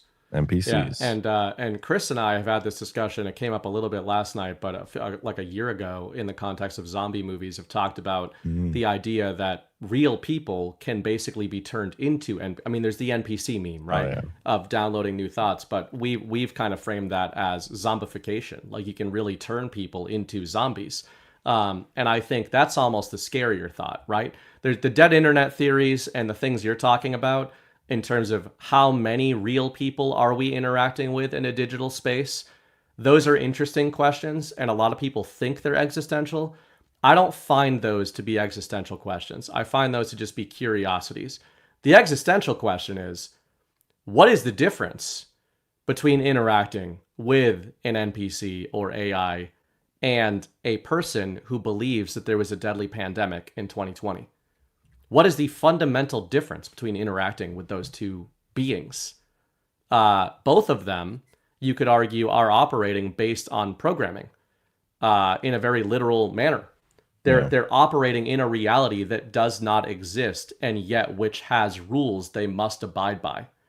And the difference is, so far, these disembodied digital AI creations can't really affect your life in a meaningful way unless you allow them to, where real NPCs and people around you can affect your life in very direct and scary ways, as we learned during the fake pandemic. PJ Corrigan says, I tell my son that if he gets raped by playing Roblox, I'm going to be so pissed. It's a real thing, guys. Nice. Stopdisclosure.com. Chris put a link. Everybody needs to watch this episode of Black Mirror. It's apparently, I'm assuming, kind of having to do with what we're talking about. Mm-hmm. I wonder if we can watch a trailer. When did this come out? It came out last year. You know, I watched the first or second season of, maybe both first and second season of Black Mirror, but I never watched the rest of it. I need to do that. ASAP. What else were we going to talk about tonight? We got distracted. I think it'd be interesting to talk a little bit about Hungary, and then maybe dovetail that into some Sovereign Alliance stuff that's flying around. By the way, when I got my power surge, I lost a week's worth of notes that I had in a browser instance because I didn't save them in a Word document. Okay, well, that's fine, because before we do that, we're going to do this. It's not fine. I'm upset about it. Well, I'm not too upset. Maybe you won't talk as long. Not for this show, just for an article. Oh, gotcha. Yeah, that's too bad then. I'm sorry. Thanks, I man. feel your pain. I want to read this because there's a big talk this week on April 20th. I think it's Monday. The FISA reauthorization, or FISA, whatever, it dies. It's going to die on us unless we, sign a new bill. They want an 18th-month extension. Trump and most of the Republicans want like a clean, let's just reauthorize it as is. Some other people are like, no, we need to, maybe look into this a little bit. Maybe we need some reforms or something. Totally unconstitutional. And Trump basically says as much right here. I'm going to read this quickly. I'm working very hard with our great speaker, Mike Johnson, along with Chairman Jim Jordan and Chairman Rick Crawford, to get a clean extension of FISA 702 through the House of Representatives this week. I'm asking Republicans to unify and vote together on the test vote to bring a clean bill to the floor. We need to stick together when this bill comes before the House Rules Committee today to keep it clean. When the dirty cop James Comey, the failed head of the FBI, went after me, he was using FISA Title I, the domestic collection, not FISA 702, the foreign collection, which needs to be extended today. Well, parts of FISA were illegally and unfortunately used against me in the Democrats' disgraceful witch hunt and attack in Russia hoax, and perhaps would be used against me in the future. I am willing to risk giving up my rights and privileges as a citizen for our great military and country. Our military patriots desperately need FISA 702, and it is one of the reasons we have had such tremendous success on the battlefield. I've spoken with many of our military who say FISA is necessary in order to protect our troops overseas, as well as our people here at home from the from the threat of foreign terror attacks. It has already prevented many such attacks, and it is very important that it remain in full force and effect. Thank you for your attention to this matter. The key here being, he basically admits that reauthorizing this it leads to the potential of giving up your rights and privileges as citizens of this country. Like, that's retarded. He's like, hey guys, I know this is unconstitutional, but we should probably pass this thing. I don't know much about FISA Title I. I should look that up. Before the show, I had mentioned the weapons of the enemy refrain that I've been talking about for a few years through the context of the Fellowship of the Ring, specifically Boromir. The lesson there is that you can understand the allure of using the weapons of the enemy, but it's not the ultimate lesson of the story, and it usually doesn't end well. I understand why we would be doing these things, kind of reverse Uno cards. Going back to the Vindman story and ODNI and all that, something we didn't touch on is just the idea that we've got intel. We've got an intel director and an intel push to clean out and punish intel, right? It's the age old, we've been talking about it for years, who watches the Watchmen? And I am okay with the weapons of the enemy refrain in only one context and one eventuality. And that is if the weapons of the enemy are used to destroy the apparatus, not just the enemies, but the whole system. And time's going to tell on that. If that's what he's talking about, if he's talking about, we're going to expose all the intel and then we're going to use that to cultivate the mandate to dismantle it, I'm all in. Makes sense to me. But if you're just going to kind of put a new coat of paint on it and be like, as long as good people are using these things that can be used horribly, we're good. Yeah, and that's the thing. Like, this is the second time it would be, I believe it's been reauthorized now under Trump, this second term. They want an 18-month extension. I'm pretty sure it was reauthorized once before, but I could be wrong on that. Don't quote me. But I'm almost positive. But you're right. Like, Herold, I believe. Actually, I forgot your direct quote. Oh my God. How dare you? You should put it in your notes. How dare you? It's too soon, man. The fact that he tells us it's like, hey, this is unconstitutional, and then he points out Title I, which by the way is totally unconstitutional. I can't believe it's a thing. It's like if they just think that you're maybe, either going to commit terrorism or engaging in espionage or sabotage on behalf of a foreign power, like how many times and how many people have they tied to Russia over complete bullshit that they could use that excuse for? Like, this is just totally unconstitutional. This is their surveillance state, though. And we talk about, are we just being dog walked and slow walked into the dystopian surveillance state that, Trump said that we were fighting against? This is the Great Reset, Good Reset panel discussion we've had before.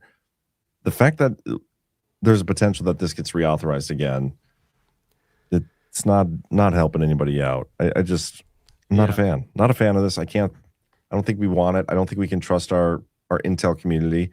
And I don't think we were having discussions before Trump got back in there about, hey, we're going to dismantle the CIA. We're going to dismantle the FBI. We're going to dismantle the intel communities. And now we're like, okay, well, should we, we'll keep the intel communities, but should we allow them to spy on us? Like maybe we should have that. How did we come so far from destroying them to whether or not we should allow them to spy on us? Yeah. Well, we didn't. I know. Being rhetorical, I meant by we, I meant everybody but us, obviously. Yeah. I mean, these are the questions. What my most optimistic reading of what Donald Trump is attempting to forward is this sifting process. The weapons of the enemy refrain I talked about is separate. That's like a mechanistic. Is there a plan to use these systems to dismantle the systems? But on a narrative layer, which I do think is actually more important,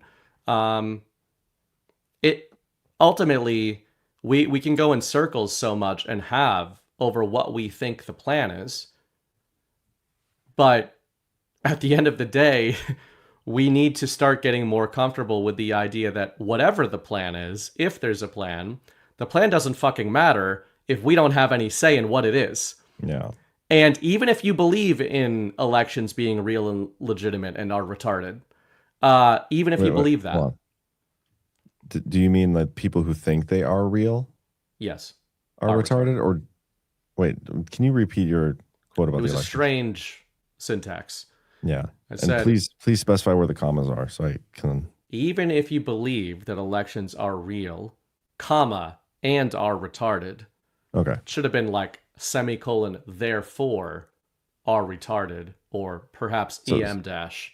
So the person who believes elections are real is retarded. And it's not the real elections that are retarded. No, the real elections, there was no such thing as real elections in this context.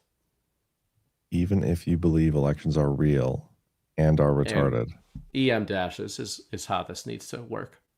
Yeah, I feel like you should speak in EM dashes. And I wrote in EM dashes long before AI modules started being the only things that write in EM dashes. Good for you. Well, they're very useful because that's what asides are, right? For that? If you actually, because if you wrote down literally how Donald Trump talks, it's EM dashes fucking everywhere. Every single thing he says is an aside between the non-important stuff, which is the main context of what he's talking about. I like to visualize Trump when he does his True Social posts. He's not actually typing. It's just all talk to text. That's what I feel like it is. Yeah, which is it's why like one big EM long dashes. talk to text. Yeah. Yep. If he read struct in white. Can you better rewrite that sentence? My point was that even if you believe that Donald Trump legitimately won whatever election you think he legitimately won, and that has codified him as the president, even in that scenario, he is still supposed to work for you and to forward your interests, okay? So that's something that kind of gets lost in this, is he the legitimate president or not? It actually doesn't matter if he's the legitimate president or not. What matters is he enforcing your will as an American or not? And if he's not, then it doesn't really matter what his plan is. It matters if you like his plan or not. And if it ends up that Donald Trump's plan is to rejuvenate the United States intelligence apparatus, then he can go fuck himself. And The reason I wouldn't tell him to go fuck himself, except for in a parenthetical aside, not an EM dash, besides the fact is because I don't think that's his goal long term. Yeah. But, it remains to be seen. There are some people who do tell him to go fuck himself because they don't believe that. Right. And there's some people who I think do know that and also tell him to go fuck himself because they're being paid to. Yes. Plenty of that around. And those people are reverse indicators, right? Like those people that we know are not operating in good faith, influencers, media figures, and how what they choose to go after in Trump's agenda is still a big reverse indicator for me that he is on track. Again, it could be controlled opposition dynamics. It's a really complex, well thought out version of it. But I do think that a lot of the media figures, or rather the sort of the globalist apparatus that opposes Trump and intel apparatus, they know they wouldn't be using that much ammunition. They would just wait him out. They would do what we've been talking about since 2024. They'd use hibernation theory. And, some are using this, but he's still getting plenty of attacks for the stuff he's doing right now. Well, yeah. Well, I think it's all by design because we haven't had any fix to our elections, which if you would go back to when Trump got inaugurated the second time and we're like, okay, let's take a bet. How long do you think it'll take before Trump fixes and reforms some aspect of our election, like in a big way where you can, is it possible to get to a point where we actually feel like we have real legitimate elections? I don't know. But just I'm saying in a meaningful way, not just the SAVE Act, not just only U.S. citizens, but like machines, all the stuff that we're asking for. How long will it take to get that? I would wager that you'd be hard pressed to find anybody. It'll be less than a year. Like most people, I think would be within the next year. Definitely before the midterms, though. Definitely before the midterms, I think would be the most common response. But it hasn't happened yet. And so now we have this Iran war. Before the midterms. We have a whole bunch of shit going on right now that are attack vectors against Trump. And so all the people that maybe they wanted to do the hibernation theory, they're trying to capitalize on this because the election apparatus is still fucked. So I don't know. That's a good point, though. And I agree with how you're framing it, but if you did want to look at the 5D chess framing of it, we're on 17D chess now, if you haven't heard. It would be another a second order positive effect of holding those election cards back, just to get as many of these media figures on the record as you can, especially the ones that we've been talking about for the last few years, since the 2022 midterm, since the launch of Badlands, the ones that we all called out at that time. Those are the ones that hibernation theory worked on, or it's not even hibernation theory. At the time, I had likened them to hermit crabs, where they were wearing MAGA shells and they took them off and put on the faux MAGA shells of the DeSantis campaign. And then after the 2022 midterms and Trump's announcement, and obviously in the 2024 election cycle, they put those shells back on. They put the MAGA shells back on. You've got to make sure that those shells are broken. Yeah. And the Israel question, Ghost just broke out in a cold sweat. That's doing some shattering. The Iran thing that you mentioned, that's doing some shattering. There's a lot of stuff, and maybe it is economics. Maybe we really need the hose in a way that pisses off, or we need MAGA, like real MAGA, to war with republicanism. And that's the war we really haven't gotten yet, besides in these pockets online. And maybe, I don't know. So two things I want to say here. First of all, I would be totally on board. Chris has been talking about let's just cancel the election. Totally on board with that. And I hope Trump waits till the very last, literally the day before. Because what are they going to do? If Trump comes out and is like, yeah, guys, I'm sending out the National Guard, nobody's voting until we can get to the bottom of this. They will have spent all their ammunition and they'd be totally out of, there'd be no way to fight again. I mean, they'd obviously use this is, he's a Nazi, Hitler, tyranny, all this stuff. But I hope that's what he does, because that'd be the funniest thing to watch. Other than us having to go through another election cycle where they steal it all again. That would suck. But then you said something there. Oh, today was just so discouraging, going online and seeing everybody like, oh my, did you see the awesome things Scott Besson said about paying taxes? It was so cool. Like, look at this. And I was like, oh, I got my refund. It is bigger. It's like, you fucking retards. Like, do you even know what that means? Not only should you not be paying taxes, but the fact that you're getting a refund and celebrating that means the government had your money, had more of your money than they should have had.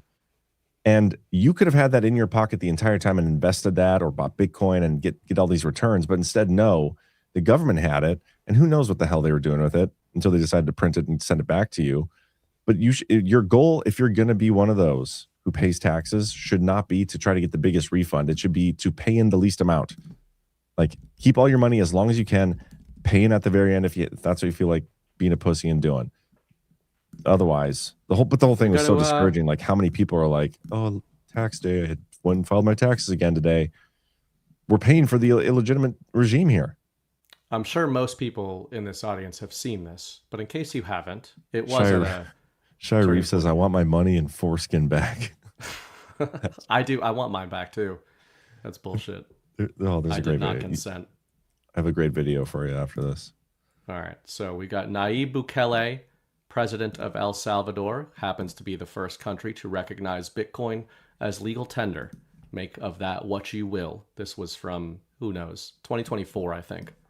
The real problem is not the high taxes themselves, but the fact that they are not even really funding the government. So who's financing the government? Government is financed by treasury bonds. And who buys the treasury bonds? Mostly the Fed. And how does the Fed buy them? By printing money. But what backing does the Fed have for that money being printed? The treasury bonds themselves. So basically, you finance the government by printing money out of thin air. Someone could ask, well, so if the government can print unlimited amounts of money, why would they need taxes for? The answer is simple, but it's very shocking. The real problem is that you pay high taxes only to uphold the illusion that you are funding the government, which you are not. The government is funded by money printing, paper backed with paper, a bubble that will inevitably burst. The real problem is not... Yeah, so, there's nothing new to this audience, but that is the ultimate, it's sort of like the election point I just made. The moral argument against taxation is that it's done under duress and people do not want to fund the government in the first place, right? So that is like the G-money argument. And it makes sense. It is the constitutional argument. It is the founding fathers argument. But the argument that Bukele makes there is probably the one that has a better chance of awakening normies, pro-government normies, right? Because there's a lot of normies in our lives that are okay with funding the government because they think the government is necessary, right? How do you convince them that taxation is theft? Well, you explain to them that the government does not use your tax money to fund itself. It simply creates the budget out of thin air every year and then steals your money anyway. So it's pretty amazing. It's always these Hispanic dudes or Middle Eastern dudes that are saying this. And, before the days of the Sovereign Alliance, they just get bayoneted in the streets. Yeah. Which, by the way, today, as I said earlier, if you go to softdisclosure.com and use the promo code REVOLT, you can get $17.76 off your purchase.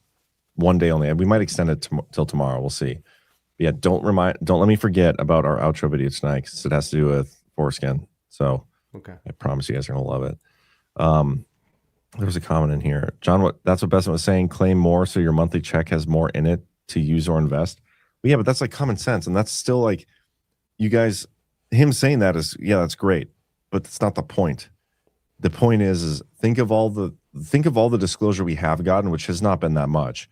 But all the talk about Doge and all the corruption it was going to find and the fraud, waste, and abuse, and J.D. Vance leading the fraud thing, and how many times now Trump has said if we would get rid of the fraud in this country, we would balance the budget.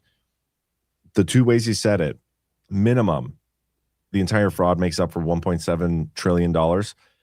maximum it's over 4 trillion or like 3.5 trillion or something, like just insane numbers. And we don't even know. We don't even know what they're doing with our money. That's what's insane about this whole thing.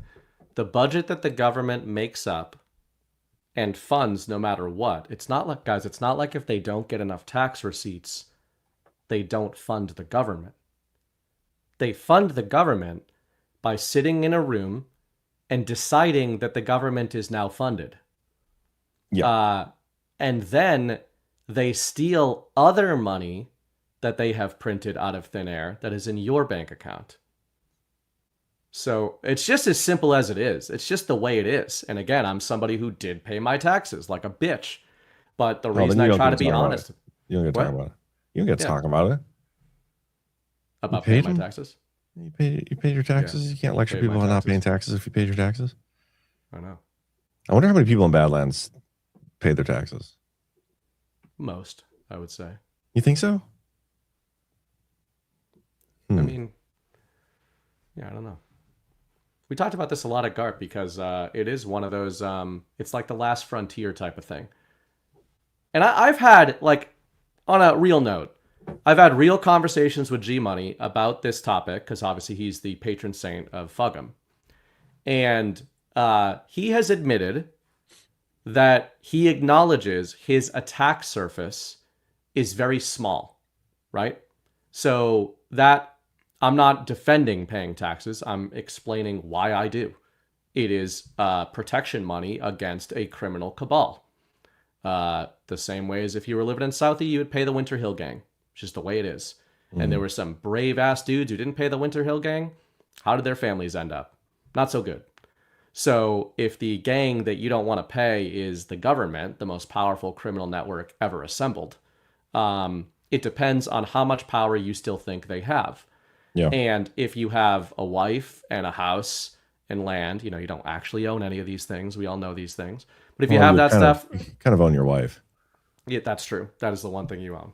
Yeah. And then if you have a kid, your attack surface is much larger than if your kids are in college and you are divorced and you no longer own property because you divested that property out of fear of the government taking it. Yeah. Now, I'm not saying anything out of school because this is stuff G would talk about, but it's just, this is, I think, the conversation that more needs to be had is the people who do say taxation is theft, like me, and like many people in our audience, are very aware of that and are not paying the government because they are not convinced of that argument. They are paying the government because the government is a very, very powerful criminal network that might deprive their children of a livelihood. It just depends on how much power projection they actually have, which is why I would really like Donald Trump to be put directly on the spot to answer not a question of is taxation theft. I think one question should be asked of Donald Trump when the opportunity arises. If we refuse to pay federal income tax, will you, the President of the United States and the Commander of the Armed Forces of the United States and the defender of the American people, allow a government agency to punish us? What the hell would his response to that be? That's not something he's ever been asked, and it's probably not something he's ever going to be asked unless we get the opportunity to. But I would be fascinated to hear if our theories about Donald Trump being the tribune of the people and really wanting to return power to the people, if he is directly asked if he will allow the IRS to seize property or imprison Americans for refusing to pay income tax, he's a traitor if he says yes. And my opinion is that he would not say yes.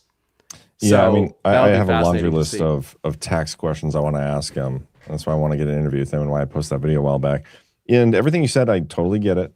Totally get the fear. It's a fear thing. Like, I have kids too.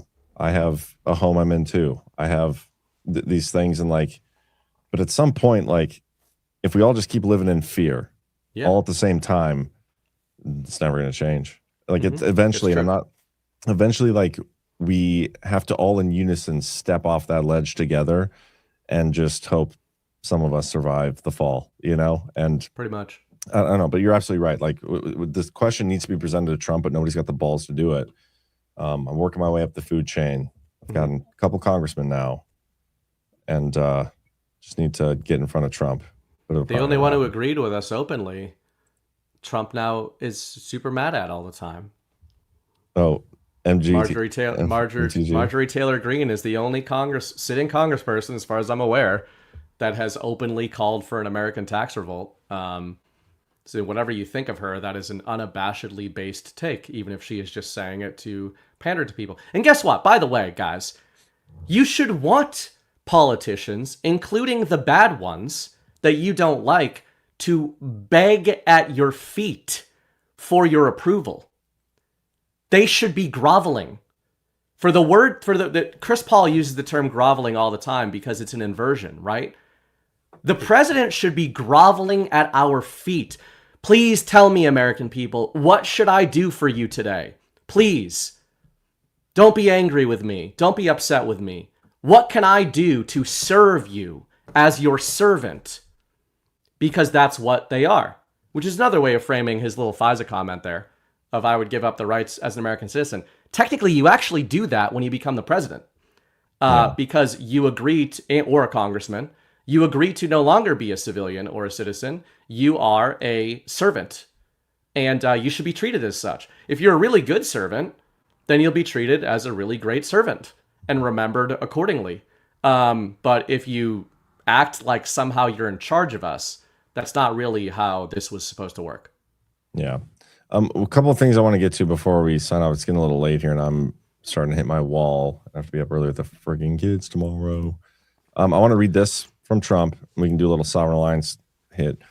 China is very happy that I'm permanently opening the Strait of Hormuz. I'm doing it for them also and the world.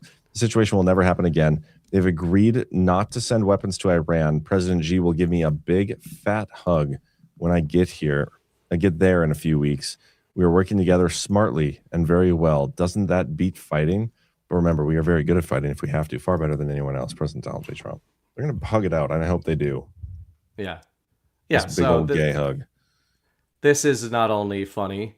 This maps onto a pattern I was talking about last year. Aside from just sovereign alliance as a baseline theory, Donald Trump is always escalating with one of the Trinity as he is de-escalating with the other one. And I first noticed this in 2025. When he was trade warring with Xi, he was having meetings with Putin and talking about joint economic projects. As soon as the trade war reached kind of like a, what do they call it, a pause that we're still in the midst of, by the way, I think last November, he started escalating with Putin again. So if Donald Trump is basically making up with one of the two, he is breaking up with the other one, and that's kind of the pattern here. So this means I would predict that you're about to see some narrative spin up from the White House against the Russians, and we're already seeing a few of those. Well, didn't we just get a story where Russia is like bombing the shit out of Kyiv tonight? Or today? Yeah, I mean, we get those every other day. Oh, do we? I guess I didn't notice them, but I've noticed them today. Yeah, the one that comes to mind for me is that the State Department is talking about... Where the heck is my... What the F? They are talking about Cuba sharing intel with Russia. The fuck? Where are all of my... Did you lose all those too? Were those in your notes?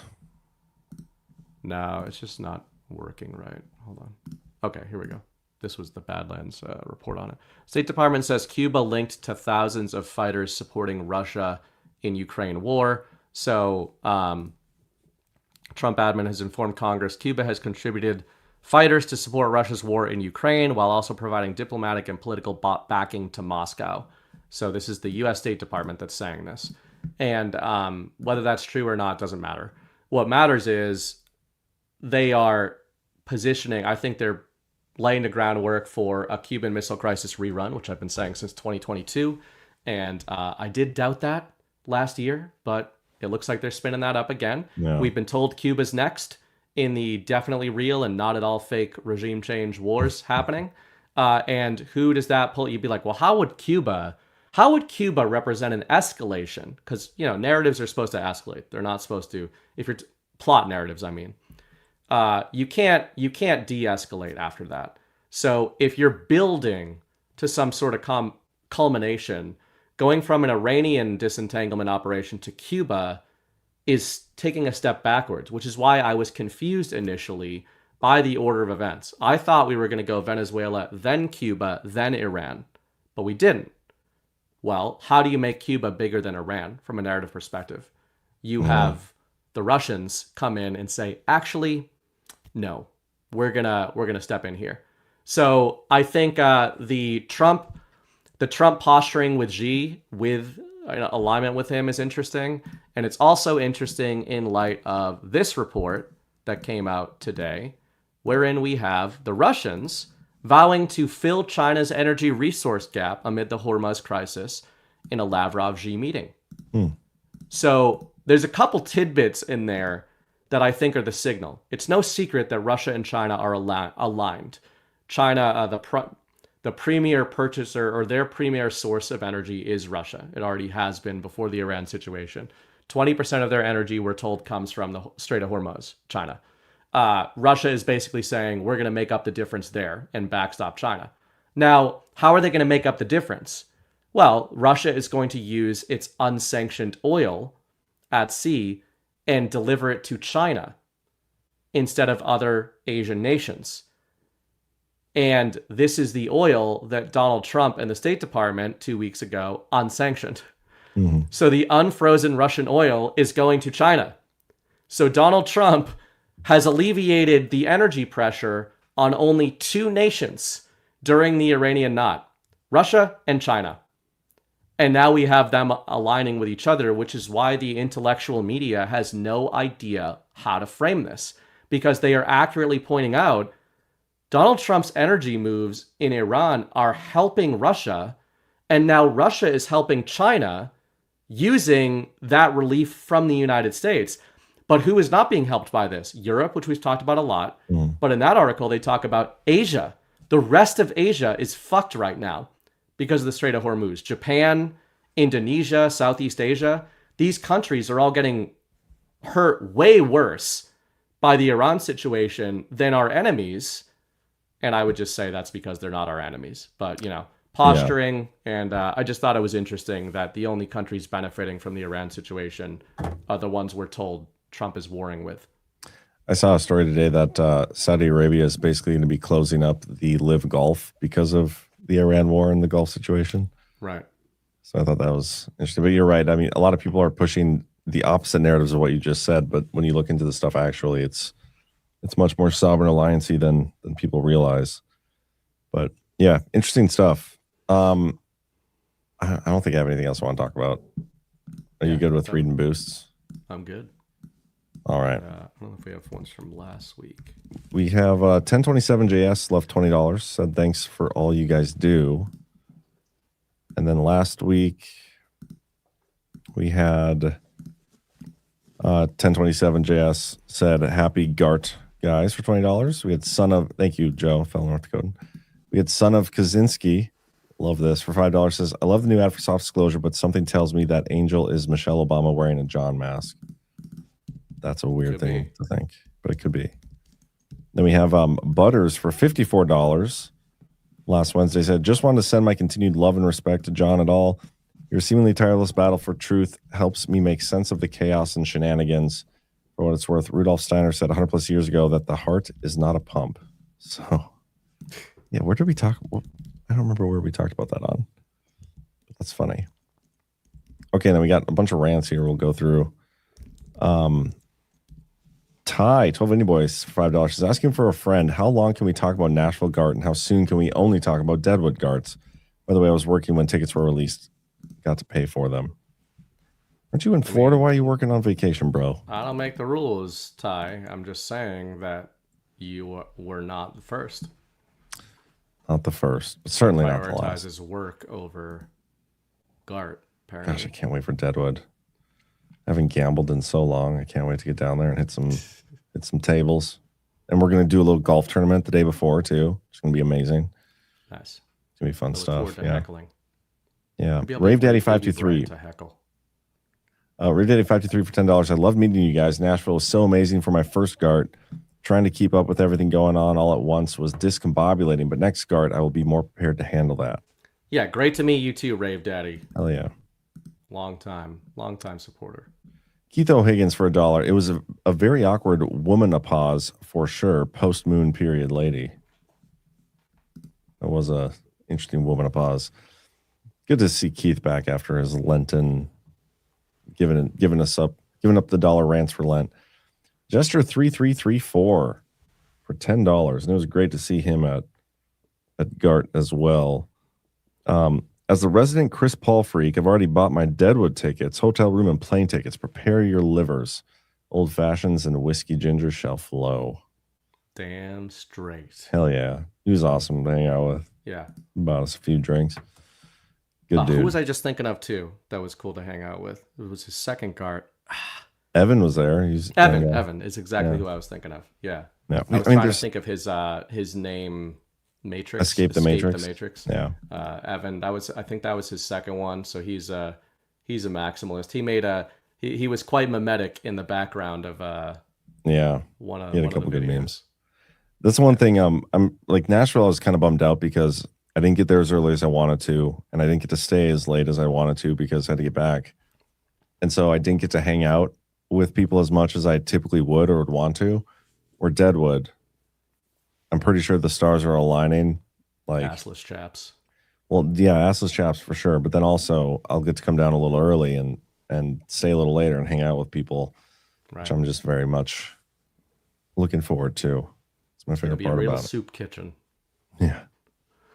Sybil Sam, what would give you any hope that this DOJ can indict anyone? They haven't shown to be, shall we say, competent. That's a great point. And toes on the rug. Trump a bunch of times.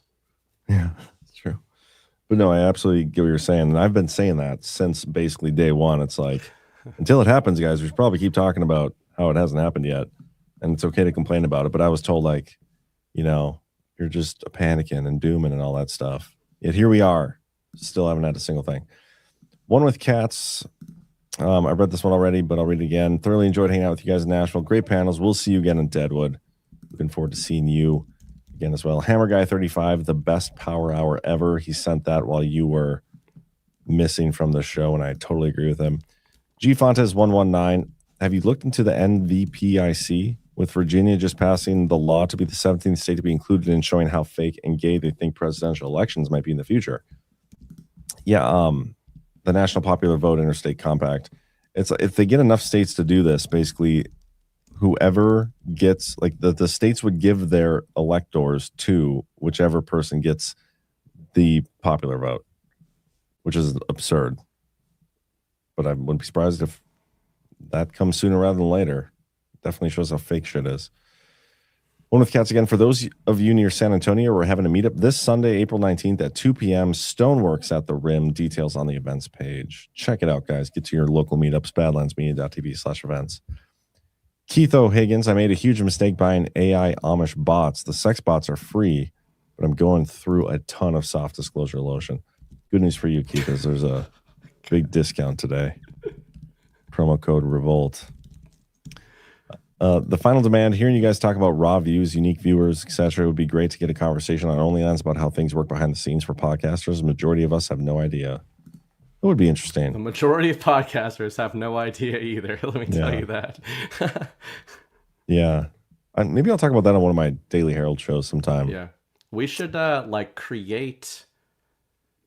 we should just create a whole fake show and just bot it and buy likes and show how you do it. And then Chris has talked about this a lot. Yeah, right. Although that'll be what gets us banned. They'll be like, you did it right on air. It's like, guys, we were telling you to fix this for years. We were saying like how we should do the decode show of Q after hours or whatever. Maybe that's the show we do it on. Because not on Badlands, but there's a lot of other Q networks. That's what they're doing. So we could like totally buy into their thing. That'd be funny. Keith Higgins, when it comes to gaming, John, trust the plan. Only play Qbert and look for drops. We should play Call of Duty. We'll do it again this Sunday, but we still got to do our Age of Empires battle at some point, pretty right? Gfontes 119, the point of the government charging and collecting up to this point is because it's only payable in US dollars. Part of what provides value to the fiat currency. Yeah. Angie K for $1 says, did y'all see where all charges against J6 was dropped today? I did see that. I'll probably talk about that on my show tomorrow. So make sure you guys. Seditious conspiracy charges were dropped. Yeah. Not other charges. So if anybody there was charged with other things, I do not believe those have been dropped. Yeah. But all right, guys. Thank you for tuning in. Oh, we got a couple over on YouTube as well. Depot 41, in reference to infiltration, my life was cops, no help. I don't get it. And then again, I had my phone stolen in 2011. Easy to mess up one's life. What's going on? What's going on over there, Depot? You okay? That's interesting. But we are going to say goodbye to YouTube because I'm pretty sure the video I'm about to play is going to get us like booted over there. I have to show something that just came across my feed courtesy of Ghost. Okay. Okay. So he used RT, just shockingly. Sergei Lavrov, who I have long referenced in my Sovereign Alliance writing, said the Iranian knot needs to be untangled, not cut. Now, those two terms are very specific terms. Yeah. Because I wrote Sovereign Disentanglement in January, and in which I projected that they would use it on Iran. And in the article discussing that several weeks ago, I called it the Iranian knot. There you go. And said that the Sovereign Alliance was using mutual disentanglement on the Iranian knot. So I don't know, but at least somebody in the Sovereign Alliance is a subscriber. Love it. Okay, bye YouTube. Sergey, come on the show, man.